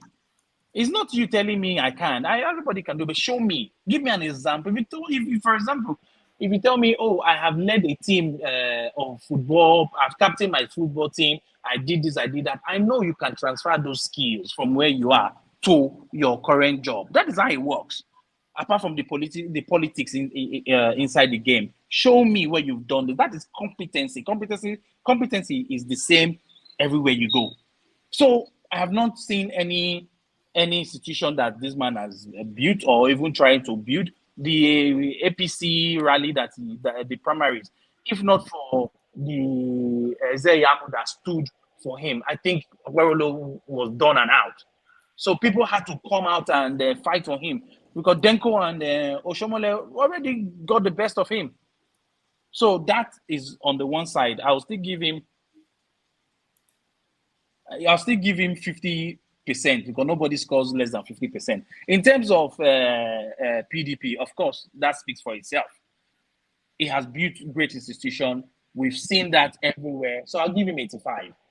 In terms of labor, yes, Olumide has tried. He revolutionized the NBA, and that's something that I think he can bring to government. So, but he hasn't done enough compared to ASUE. So I'll give him 80%.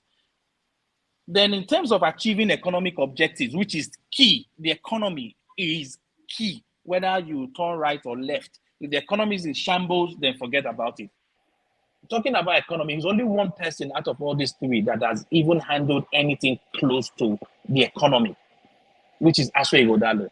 At national level, at state level, at private level, he has held an economic. By the time the campaign starts and debate starts, that's when you really know what ASUE has done and what he's capable of doing.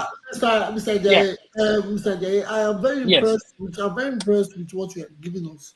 But how did you get this information? Because I'm beginning to suspect you on the other hand. But if you can provide such perfect information, I think you should have. It's the PDP man. Are you saying because? No, hold on now. Hold on. Say that again. Go ahead. Are you saying why with the way you speak? Well, you should be a part of Nigerian politics because I don't think Mr. ASUE IGHODALO can break it down the way you are doing. You are doing it perfectly for him. You know my. I know. I've even spoken to my very good friend Flynn. Oga, this politics, how are we going to do it? But I think maybe he was waiting for this election cycle to come in, because there are some of us who are interested. But I don't want to go into politics and then you start telling me about godfatherism or doing this. I beg. Let's sit down and discuss. Let's move politics from this dirty game to something more, not elite, but something more. Mr. Osa, can I observe you? Mr. Osa, Yes, can I observe you? go ahead. Let it be very clear that ASUE IGHODALO was imposed on PDP. No matter how you want to mice the word, no matter how you want to make it is what it is. It's not bad. He's a good candidate. He was imposed. He was brought by a godfather. It is pop and clear. That's all. Okay, Yes, let us go. moderator, please let me just say something to that. Okay, that's one.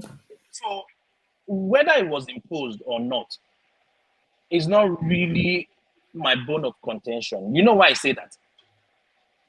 The man being imposed walked the length and breadth of Edo State, canvassing for himself. That alone tells you that he's his own man.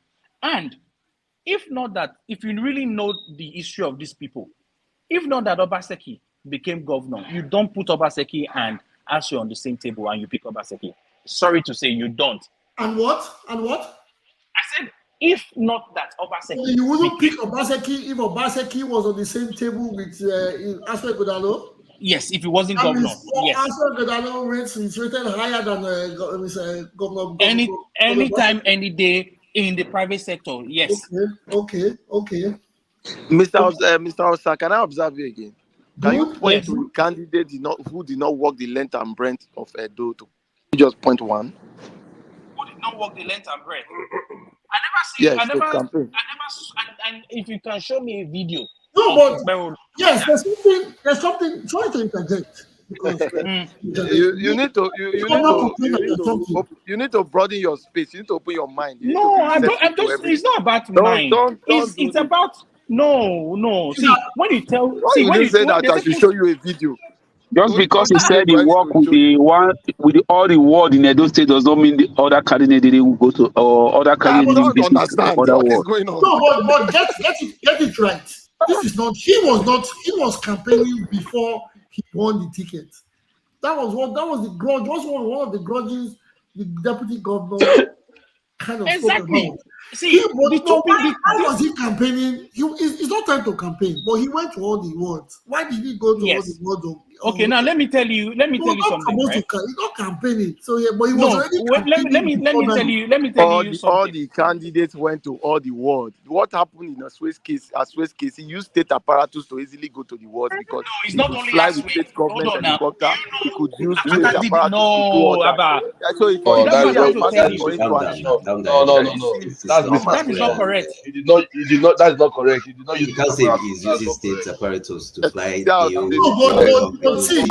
can see that you have not gotten over that. No, let's leave that one aside. Do you know Akpata did the same thing? Please, let's leave that aside. Do you know Akpata was the first to do what ASUE did? Akpata walked the length and breadth of Edo State.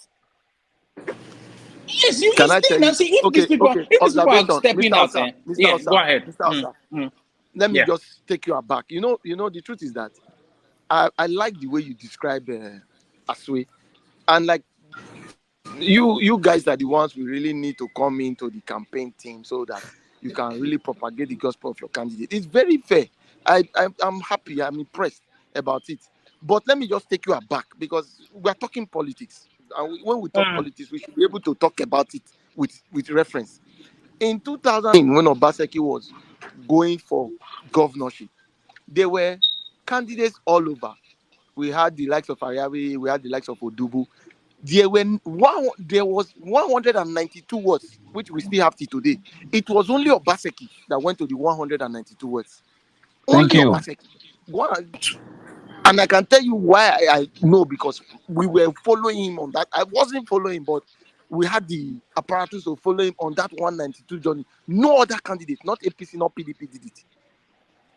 That's commendable. Yeah, of course, it's always commendable. And that means that's why IGHODALO has not done anything wrong. He did what the deputy governor said, though. He was campaigning when campaigning was not supposed to start. Let me tell you why he's angry. Because there's no way that the deputy governor would abandon his office and start doing the campaign. But what they fail to understand is ASUE needed to sell himself to the delegates, and in reaching out to the delegate, by default, reach out to people. Remember, ASUE was not really known by Edolites. So he needed to do that. That's and that another, is the same thing. That's another problem. Okay. Yeah, that is the same thing that is the same thing that Hello, sorry, you guys Olumide lost did. me somewhere. I don't know where you lost me, but I think I was lost. But like I said, it's a template that is known to them. So using it again, it should not be like, oh, it was because it's ASUE. It is a template that was transferred from Obaseki to him. It's a template that they understood that worked. So is it Mr. Flynn? Is it a good template? Yes, it's a very good template. Good. But That means the only problem I have with the template is that once you use it to campaign, use it to assess the people when you are in government. Don't start assessing the Lagosians that you did not go to campaign to every Friday. No, that will not happen. That's what the Obaseki structure did. Flynn is talking from probably from experience, which Mr. IGHODALO cannot be blamed for. If we have to say it like that, that means Obaseki, we cannot put Obaseki sins on Mr. IGHODALO. We are talking about Mr. IGHODALO, Mr. Akpowolo, and Mr. Akpata at this moment. So if Mr. IGHODALO has gone the length and breadth of Edo and done better, then we must applaud it. That is why we are going to give our own bias. I don't know if Mr. IGHODALO has gone the 192, but I'm only telling you that Obaseki did it, and it was a milestone. And I can still tell you that some candidates in the APC did it as well, unknown to you because you are not in the party. So now or before? In this current election. Okay. Let me tell you how it works. You can book three wards or one local government in a day and book 5 wards, and you just run it 1 hour. So it's not magic. But in the case of ASUE IGHODALO, yes, it was easy for them to run the length and breadth of this town from Eronigbe up to Okpila because they could use state apparatus to do it. Okay, but can I ask? Can I say something, please? Can I say one? Can I observe? Mr. Austin, let me just ask him. It is a right. It is a right. Once you are in government, you can do it. Mr. Flynn, did any of the APC candidates do this? Yes. I can give you the timetable of my candidate. The timetable I can give you the timetable of the former aspirants of APC that did it. The timetable, it is clearly written from beginning to end. The 192 local government by local government. Timetable. He had a timetable. Did he use personal apparatus or federal apparatus? No. Let's not beat about the bush. Let's be direct here. Well, when you describe federal apparatus, he had the timetable. You said? Did he do it? Did he accomplish it, or did he just had the timetable? No, he accomplished it. The timetable means that when he's going to that place, you notify people that I'm coming here. So you send that timetable to people in that location, so that they can wait for him. Like what Uyi said. You understand what I'm saying? For have a timetable is different from the action. Moderator, can I observe something? Go ahead. Okay, I hear what Flynn is saying. Okay, and I will take our mind back to one of the things that we criticize Obaseki for is because he has not publicized the things he has done. So if an aspirant from APC has gone the length and breadth and we don't know about it, sorry, to us, that is where it is. However, in this wise, we're talking about 3 candidates, Okberolo, ASUE, and Akpata. And I said Akpata was the first that did it before ASUE. So for me, it was out there. That is why I know he did this. It was out there. That is why I know. You don't need to be a party man. Because this is already the people you wanted to find out information about that you got. That is why I said, okay, now we are still going to come here maybe a couple of days time. At least we have our political but let us stay on the page. Sorry, I just want to correct something. Okay. Let us stay on the page so you can continue. I just observed you. You have the floor now to finish up your markings. No, I'm going to finish up. And all. So leave me out of it. Don't worry about it. Don't explain. Bros, not they take this thing like this. Bros, hold on. What I'm saying is, if you have this information that I don't have, at least you just say, bro, you're wrong there. See it all. That is how it is. It's not leave me out of it. Nobody is an island. Nobody no pass. You just say, no, see and here. Okay, now so it be. Then if I don't take it going forward, that is not a problem for me. I just Chukbo, let him land. Let him land. Because I want to. That's why Chukbo, sorry. Let him land, and I want to hear Dion's opinion and Mr. Banga or Banga. So yeah, Banga. I want to hear your opinion about this too. Osas, please quickly round up and let's go to. So in summarizing everything, we've seen the scores and we know who will win the day. For me, my preferred candidate as we speak is ASUE. My second candidate is no, you can't have second. No, wait, no. Let me tell you something. No, I've just said is ASUE. And the reason for this, before ASUE declared, you all know I was for Olu Akpata. That was the truth. I never knew ASUE would declare. But when he declared, I put the two together. ASUE just edged Olu for me in terms of experience. That is it. Nothing else. Experience, ASUE edges Olu. That is it. Thank you. Thank you very much. Yes, we see we have exceeded 3 hours. We have exceeded the 3 hours. Normally, this program, the plan was for it to be 1 hour, but it gets interesting. Now we've done 2 hours. We have hit 3 hours. But I'm not sure. We are not going yet. But we have very limited time. My last topic for today is very important. It's very, very important. We'll have to be brief about it. It's how much. Sorry, let me give my opinion about it now. Sorry. Yes, we have Mr. Omar John Lawani, Mr. John Lawani. He has been here. He has always been on the show. Thank you for being in the house. And from the three candidates, tell us who you go with and why. The question always why. The extra question why. First of all, thank you for having me in your show. Thank you, sir. I'm enjoying it, every minute of it. I will lie to you. To me, let me put out this disclaimer first. I'm not a party man. Everybody has been, let me not say ranty, it might sound rude. Everybody has been ranty. You see the undertone, you can hear it, you can feel it. The undertone from their voices that, oh, I'm a PDP, I'm APC, I'm Labour, and the rest. I am not a party man. I always want the best for Edo State, and I think most of us, deep down, that is what we want for Edo State as well. Though we have our own candidates, we have our own party doubts. Maybe sometimes we have to push forward first.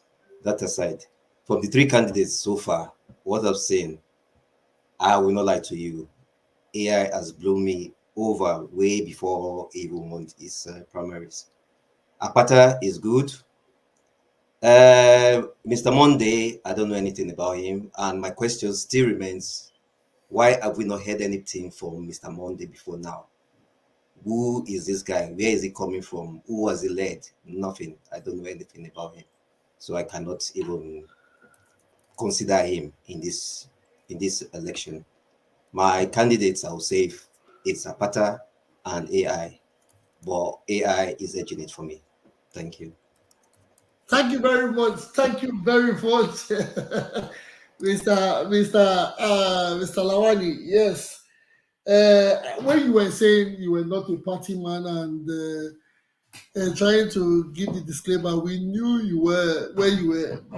I perceived where you were going to hang on, and it is good. You have given us your opinion, but I want a question for you, which is still part of my last topic, which is the involvement of youth in Nigerian politics. How do we start? How do we think? Mr. Lawani, this question is for you. Yeah, now, how do we because before you answer the question, it is not, I would say it is not interesting, or it is not really proper when the presidential elections, we see people from 50 and above, the secretariat elections, 50 and above. Now the governorship elections is still 50 and above. When do they expect people from the 40s and above to come in? Is it House of Representatives or local government elections or chairmanship? I think in every proper society, governors or the governorship candidates should be within the age or the age range of 40 to 55. I increased it to 55 at some point, but again, if you want to have anybody above 50, it should be limited. Now we have these three major candidates. The youngest is 51. Yeah. The other guy is 53, and everybody's favorite, majority, the PDP or everybody's favorite is 64. Sorry about your favorite. But has age got no factor in this? When is the youth going to be involved, and how do we get them in? Mr. Thank you. First thing, I'll say, where do we really calculate this youth that we keep talking about? What's the age bracket of youth that we? I use below 50. That is your own opinion. That is what, because yeah, that is your own opinion. The time is only in Nigerian politics. You have a 65-year-old man saying he's the youth. He's a youth. Yeah, no, that is your own opinion. You understand? So where do we draw the mark on that? We don't know yet. Everybody can come out to say he's youth. The other day, Tony Kabaka was shouting on air that he's the youth leader. How is he a youth? To me, he is not.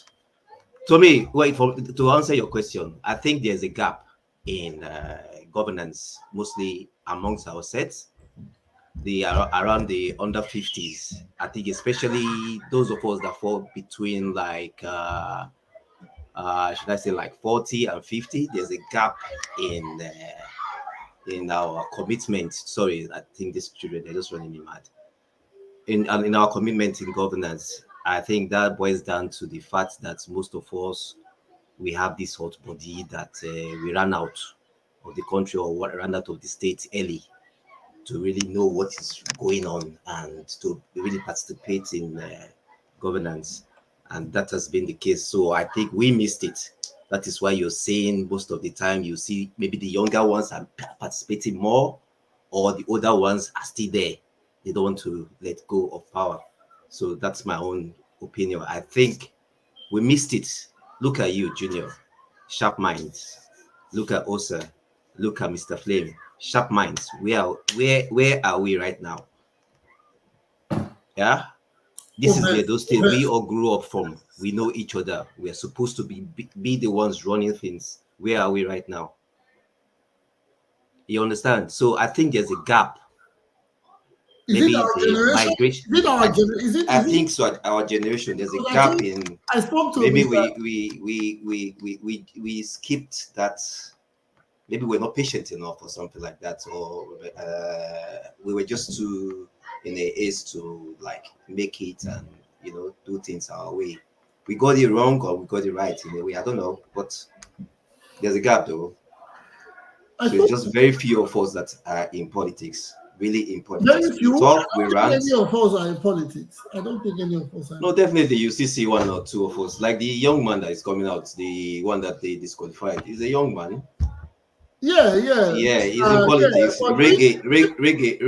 Look at Reggae. How old is Reggae? Reggae is 75, if I'm not mistaken. 75 or 74, if I'm not mistaken. If he's 74, that means he will. 50. I doubt it, because Reggae was it was Jerry's this thing now. I remember Reggae was my sister said in a motor, my later sister said, so it should be 74, 75 between them. Yeah. I think Reggae is 75. 75. Reggae is 75 because I know my brother is older than Reggae. Yeah, my brother is December 74. So it should be older than Reggae. He's older than Reggae, so Reggae is 75. Will your brother be happy you are disclosing his age on national TV? You know what I'm talking about. Reggae, according to you know the brother I'm talking on internet, he says he was born in 1974, no date. No day or month, but he says April 16th, April 16th. Okay, but here I see age 1974. 1974, so he's 49. Oh, really? Which is April 16th. He has not done his 50th. He has not done his 50th. No, he has not. He'll be 50 in April. Because we for know through them are funchies. All men for gather. Yeah. No, reggae's age is reggae falls into the correct. Yeah. So when you look at that, their set, it's only reggae that is really, and they are all pushing reggae. You know, it's only reggae that is really into politics. In that, sorry. I must say, it falls under 52, but. Sorry, people don't know who is reggae. Reggae is Ogbede Iyama. Yes, I said Ogbede Iyama. Okay. Yes, the former House of Representative, former.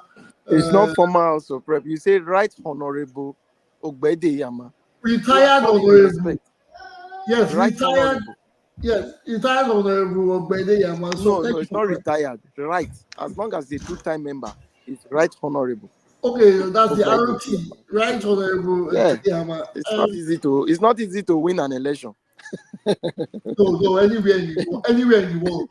It's not easy. Even in the WhatsApp group, the way election in the WhatsApp group is still difficult. Yes. There are some people in court now for a WhatsApp group case. So he falls in there, and it's sad that we don't have him in the ballot. It is sad because it is what's going on. Are we being eradicated? Is it that we think we are too smart, or we played gallery to the older ones? Because if we allow this linger, and any of these people become governor, in the next 4 years we'll be hitting our 50s. And in the next 8 years, we'll be heading for our 60s. Where does that leave us? In a very bad. Co-host, let me come in. Yeah, I know some people in the next 4 years they'll be hitting their 50s. Me, just in a couple of a year or two, I'll be in my 50s. So, when I use PG, we got it wrong. We have every character in this platform right now. From Jare, Lawani, Ekenwa Road. Oh yeah, Sincerely Upper, Ted, we get all locked down. But we are not in politics. Look at the lives of Ellis Daenerys, our great man that we don't know where he is right now. He's supposed to be the Lomelu of today. But we are nowhere. That's why people will not reach. They run the government. And people when they look, they never know better.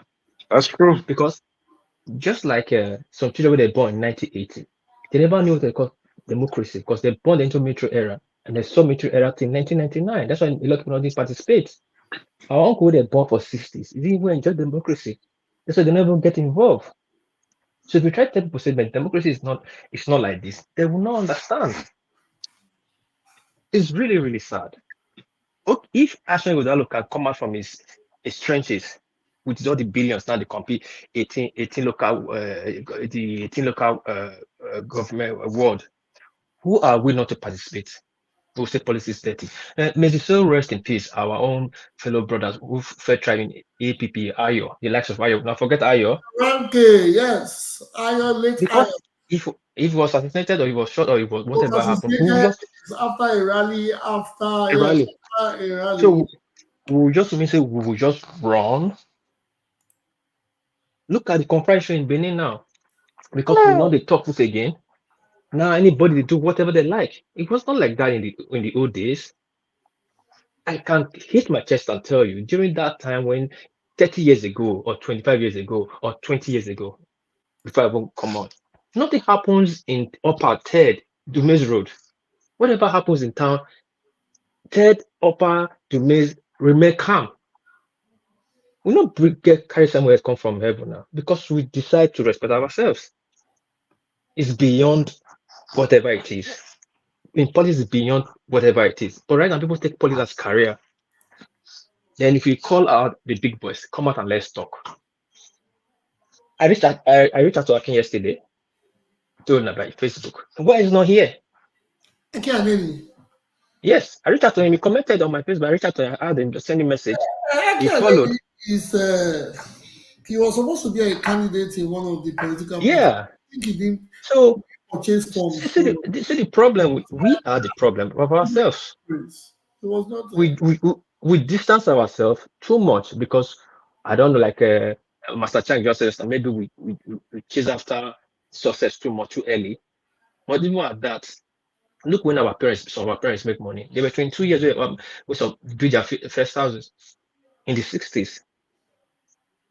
It's a time will come back. We are moving too fast. The time will come back, sit down, take a chill pill, and think, mostly for Edo State, what is going on? Our lives of people look from school, secondary school, primary school. We are the elite. We went to the Ivy League school in Edo State. None of us the government. None of us they decide for what thing they happen for the country. But sometimes when that was why I did not really rule out the Dennis Idahosa ambition, because I felt if Dennis can be a governor, honestly, let's take it out of every other reasoning. If a person like Dennis 43 becomes a governor, his commissioners will be young. His deputy might be younger than him. Might be. I'm not saying it's not a guarantee, because parties sometimes control. I'm hearing somebody saying like a man like Pastor Izeyamu going to be deputy governor. In normal, that is when you hear those things. Sometimes you won't say, "Let them just have the party and let us go home." So if a young man becomes governor, don't we think it will breed or it will absorb younger persons into governance? Because the only thing the youths are used for now is propelling the older ones into, when I mean the youth, I haven't tried to Google youth. People said 25 to 35. Some people said 18 to 25. Some people say 40 below. Some people say 50 below. It is left on our discretion. If we have to really think of it, the youths are used. When I say the youths, the less than 50 or less than 45 are mostly youths used by the political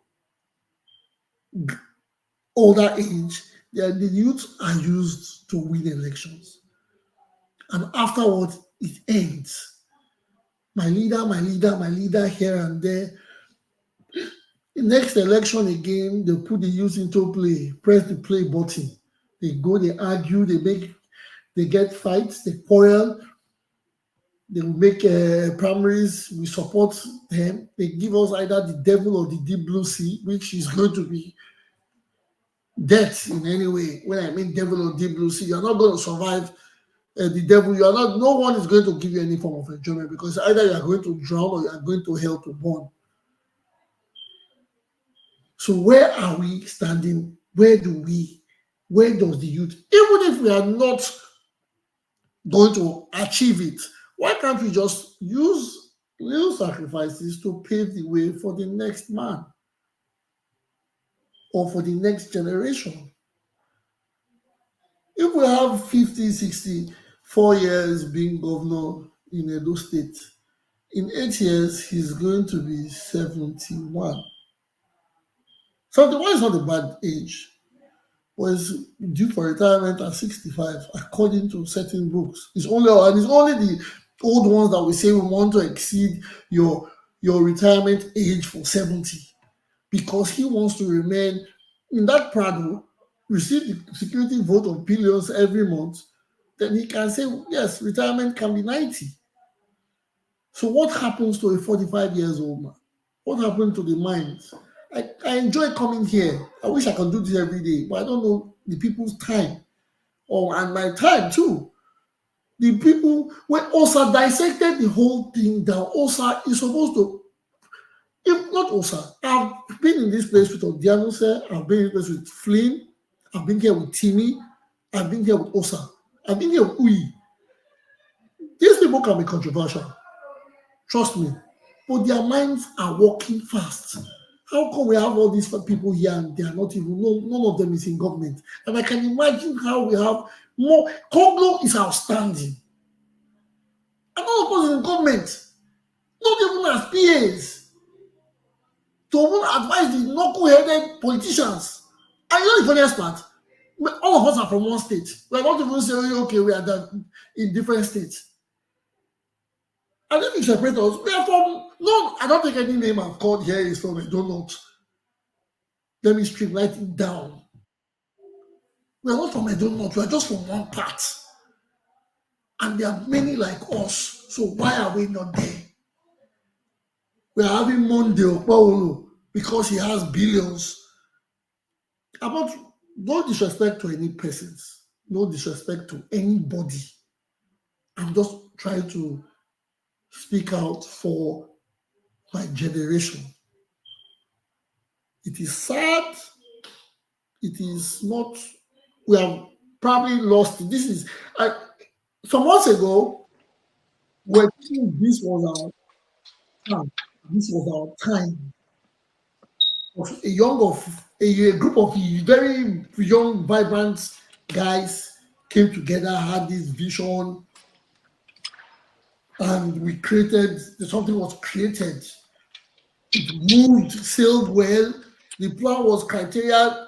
Age was always a factor. Everybody said we needed something young, somebody young that we can relate with. Anybody young. And now we are going for a 64 years old man. Well, they will blame us. There's nobody to blame but ourselves. But I think if we miss it now, we are all going to be celebrating our 50th, our 50th, our 50th, while some people are in government. We keep on.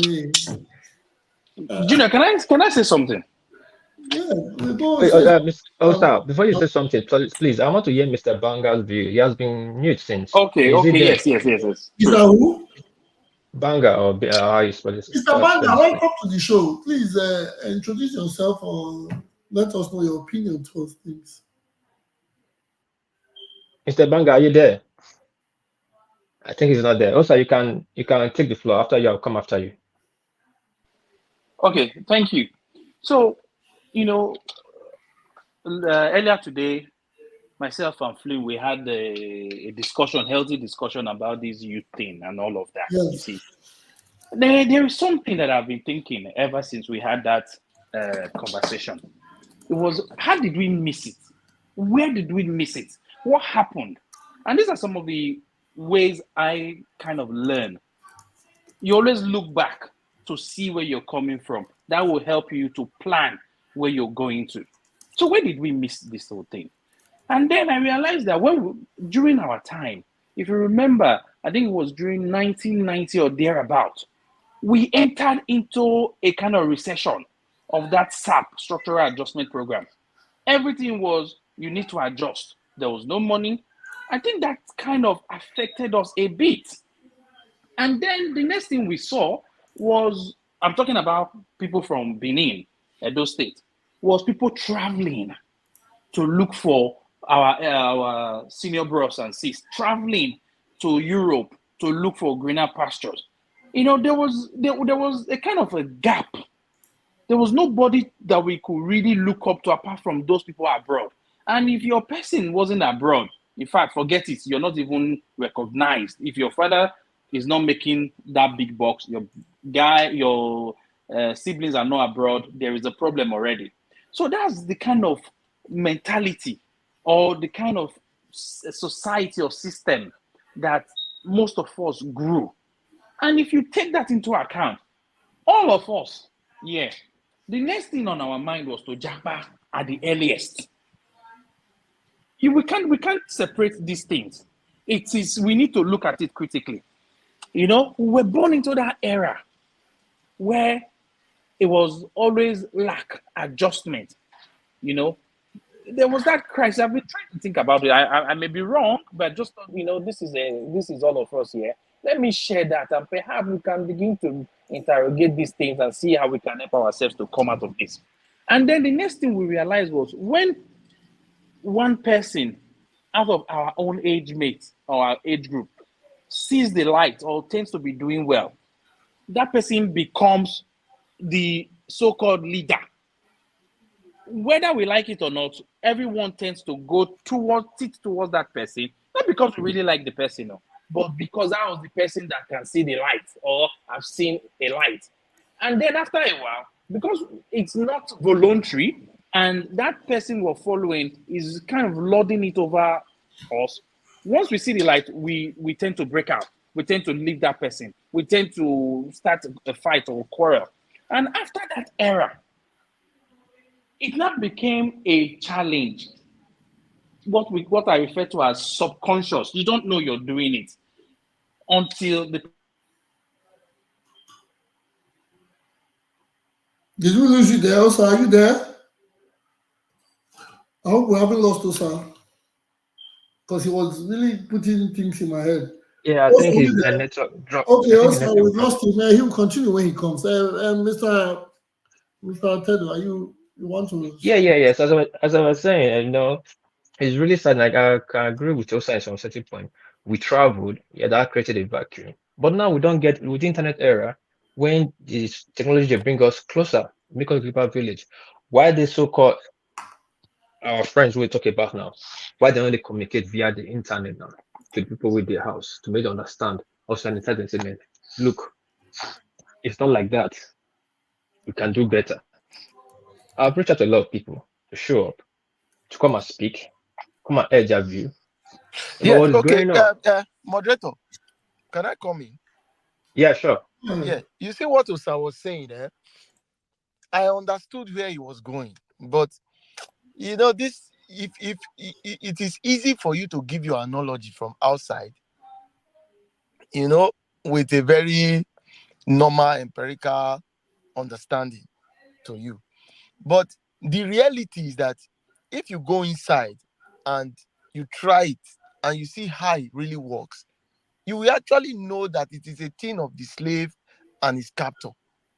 Let me tell you why. You see, the truth about it is that education is a very important tool that liberates someone, but people do not know. The fact that you are educated from a higher institution and you go into politics and you try to showcase your education, it is a problem to these political leaders. You understand? You should understand the place we are coming from. We are coming from a military era where the military men didn't traditionally go to the four walls of a university, but they were given high ranks and based on the fact that they served their nation, paid the supreme price, so they deserve those ranks. But education was not part of their analogy of becoming a big man. Then most of these people retired and became civilians and started to become politicians and then governor. There is something that they did to the constitution of the 1999 as amended. They made sure that education is not relevant to contest for office. We should understand why. Because they were afraid of the unionism that brought the likes of Showore, Ahmud Jega, Lambaramaku, the people that seized the country in 1989 when they did their riot.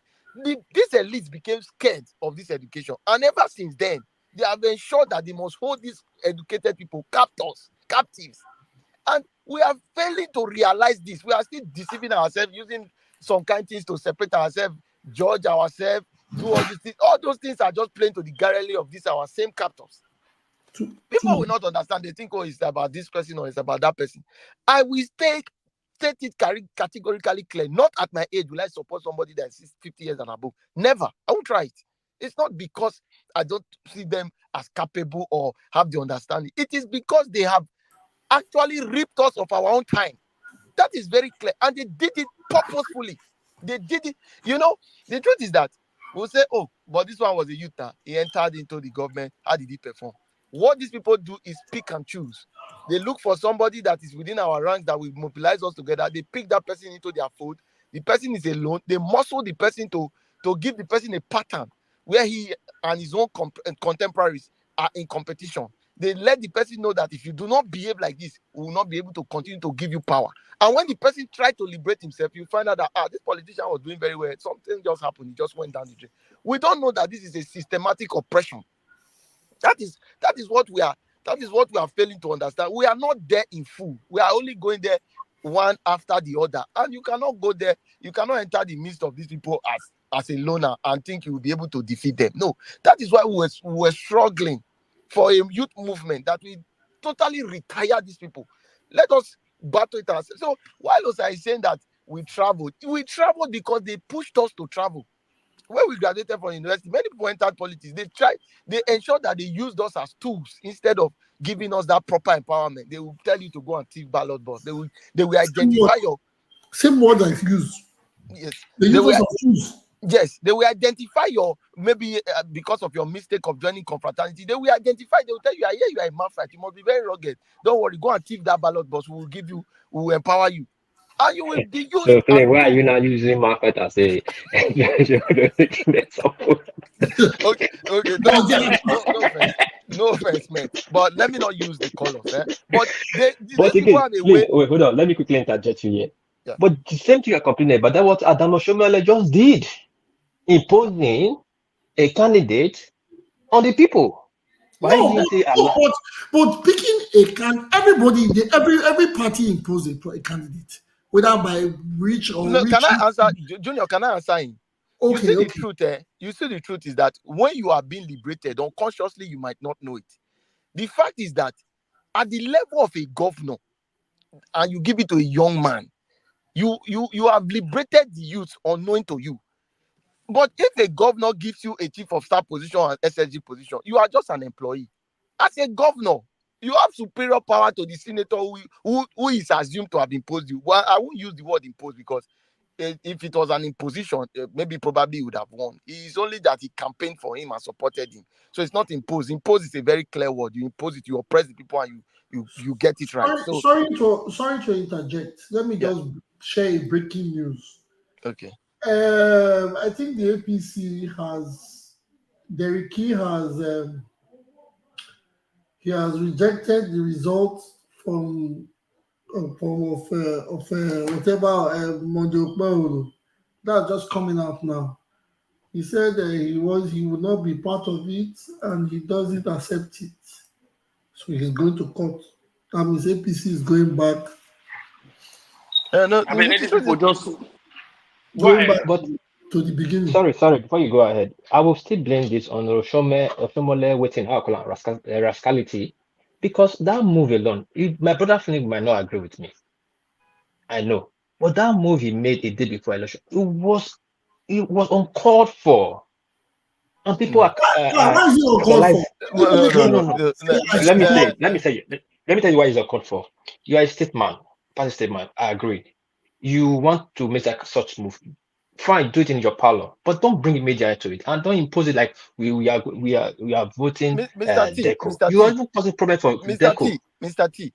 These days, we need to understand that you can be in your parlor and somebody will hold a phone and record it like unknown to you. You have seen videos come out from private meetings and everybody is shocked. Why did you say this? So Osomole did it in the comfort of his home, inside his hall, and people decided to spread it. But then why we not fault it is that he did not impose. He only campaigned for his candidate. And what Okwebolo and others did, it was not done that night. It's already a program that they are calculated. So the list of people, let us not, I don't want to dabble into that. That's APC politics, I don't want to, because I'm not abreast with everything, and I don't want to hold brief for these same people. That's just the truth. I'm staying on the part that why we, the youth, or rather the people who we assume, because youth age is normally on United Nations is normally 37, which we are well above, but we are still there because they made us they swapped us that our time was not ripe. We still had time. So, but we find ourselves here. So I'm only explaining why we, the youths, are finding it difficult for us to continue, for us to hold power, because they are picking and choosing. They are not giving us total power. They are using us as tools. So the closest time we had gotten to it was maybe Yaya Bello. I don't know how Kogi politics is. I don't know. I really didn't know Yaya Bello. But if we were looking at people like Showore, Mahmoud, and a host of others, Lambaramako, and the host of others that we really knew were young men, would have said, okay, if they had held governorship, maybe we would have seen a difference. But young people held governorship when we were very young, like the Luckies and the rest. They held these positions. Only God knows what they did with it. But our generation was very woke because our generation has seen it all. We had experienced military rule. We had experienced civilian rule. We had experienced again military rule, and we had back to the civilian rule. So we had all the experience needed to drive a very good process. But these people know that if we come in, we will totally retire them. And they have decided to ensure that find small things to hold us down, like telling us we have different colors. Your person did this, you will fight that person, hate this one. And we are doing it well because, when you pick one out of the lot and make him an SSG or a chief of staff, he believes that he's so brilliant, he's so intelligent that, he's sharp all in guys, that make them pick him. No, they picked you because it's easy for them to pick only one, use you to divide your lots, and then maybe when they are done with you, they throw you out. That is what they have been doing. That is what they will continue to do until we decide to liberate ourselves. We will remain captors and will be comfortable in our captivity. It's a very clear state. Mr. Tuko, sorry to break to interject. Please, guys, now they listen. Wanna like, share, and follow on Facebook. And those who did YouTube, mukna thumbs up. Now people who they listen to us on background they talk to now be our panelists now. Wanna thumbs up. Then we see there on Twitter, the same name, Upper Reporter TV. Now if you watch us from Twitter too. So guys, please like, share on Facebook. Then on YouTube, thumbs up. And on Twitter, go there and join us Twitter, Upper Reporters. Thank you so much. Mr.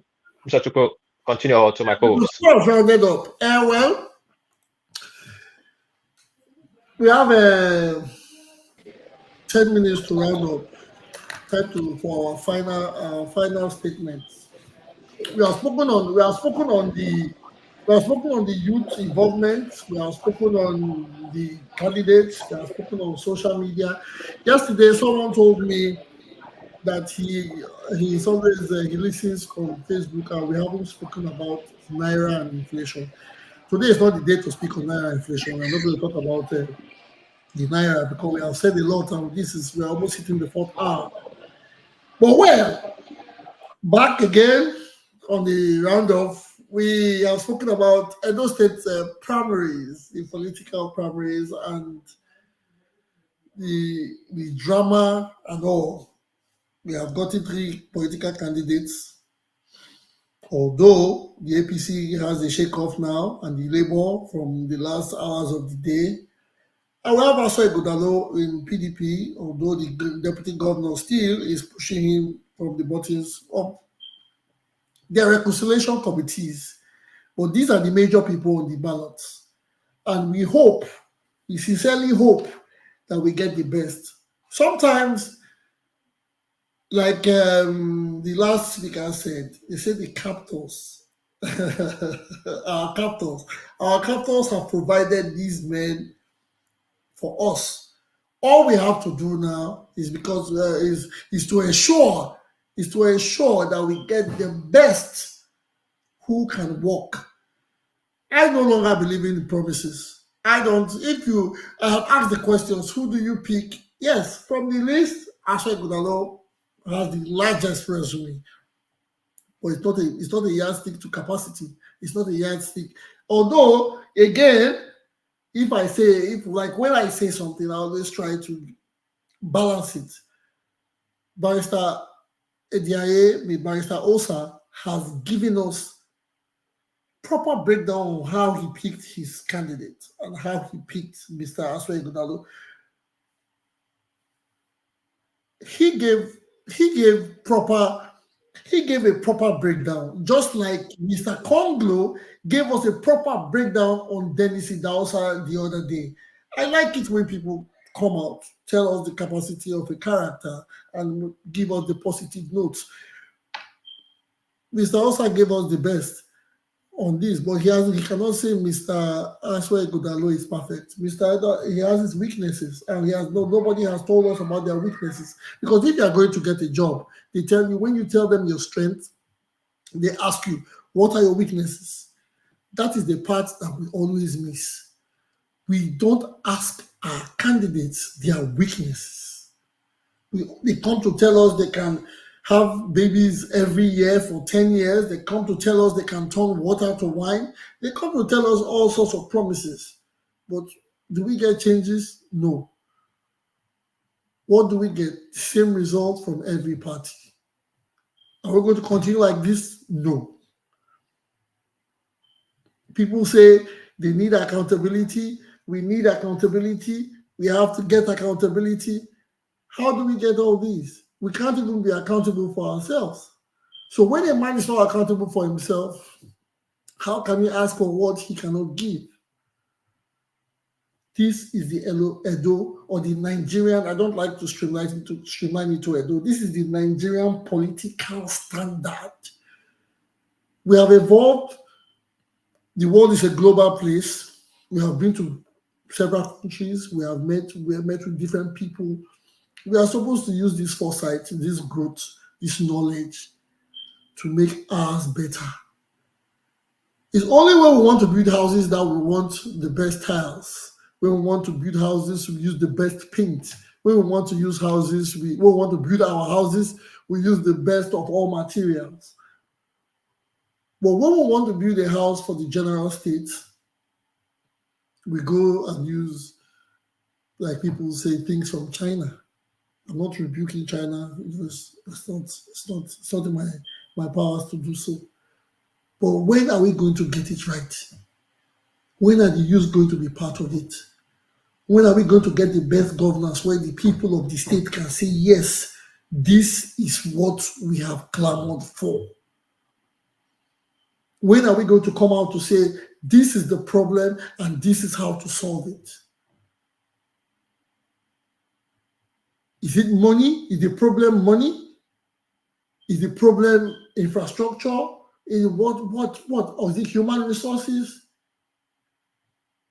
What is the problem of our political space? The basics are not there. The basics are not anywhere. We know there's high rise of living worldwide. I'm not just streamlining it to Edo or Nigeria. Worldwide, there's a problem worldwide: finances, jobs, medicals, and all. But why do we always get the worst from it all? Ladies and gentlemen, thank you guys for coming to the show today. This is where we call the curtain, or we shut the curtain. I want to appreciate everybody that's been in the studio. People, some have come and left. I can't give all the names, but in the studio right now, we have Mr. Uyekao, Mr. Tupo Flynn, Mr. Concord Jess, Mr. Elmore Diolawani. We have Mr. Barrister Osadiaye, we have Mr. Odiano Selomese, and we have a new guest that came in late. He's at work. Yes, that's Mr. Oshurame Tafu. I am lucky I can call you guys by your first and last names because that is how connected we are. I am lucky I can call you guys by your first and last names. That is how great Edo is, and that is how connected we are. That is how much I can vouch for any of you in the studio today or tomorrow when it comes to election purposes. I know what these people... I did not invite you here, or you guys are not here because I am your direct friend, or yes, I know you guys. I can be your direct friend because Edo is a special state. We are all connected one way or the other. I could know someone that you know, but I happen to know his last name because it is a big community. Way back, people used to learn from us in every aspect. In Nigeria, we were the first set of people that created the Japa movement. It's not because we wanted to Japa, it's because we are explorers. We are scientists. We are blessed with the traditional system, which is compared to that of what the white people respect and fear. So, but why is our politics different? Why are our elites making us feel different? The curtain has been drawn. Thank you guys. Thank you for everything. We might have another session on Sunday, but depends on how the studio may decide. But if we don't, we hope to see you guys on Monday, which is our regular days. Monday, same time, 8 o'clock Nigerian time. But before you leave, please, I indulge everybody to subscribe. Subscribe is free for now. Subscribe, like, and share. Your views matter. Your ideas matter. What you say will matter, and it will educate and enlighten someone out there waiting to listen to us. Thank you, great men of Edo State. Thank you, great men of Nigeria. Thank you for coming. We are out. Have a good Thank day. you. Good Thank day. Very you. much. Thank you, everybody. Edo will be great again. No Edo. doubt. Yes, Sure. so Thank you. We must begin to interrogate these things to see how we can build synergy amongst our age grade. Yeah, this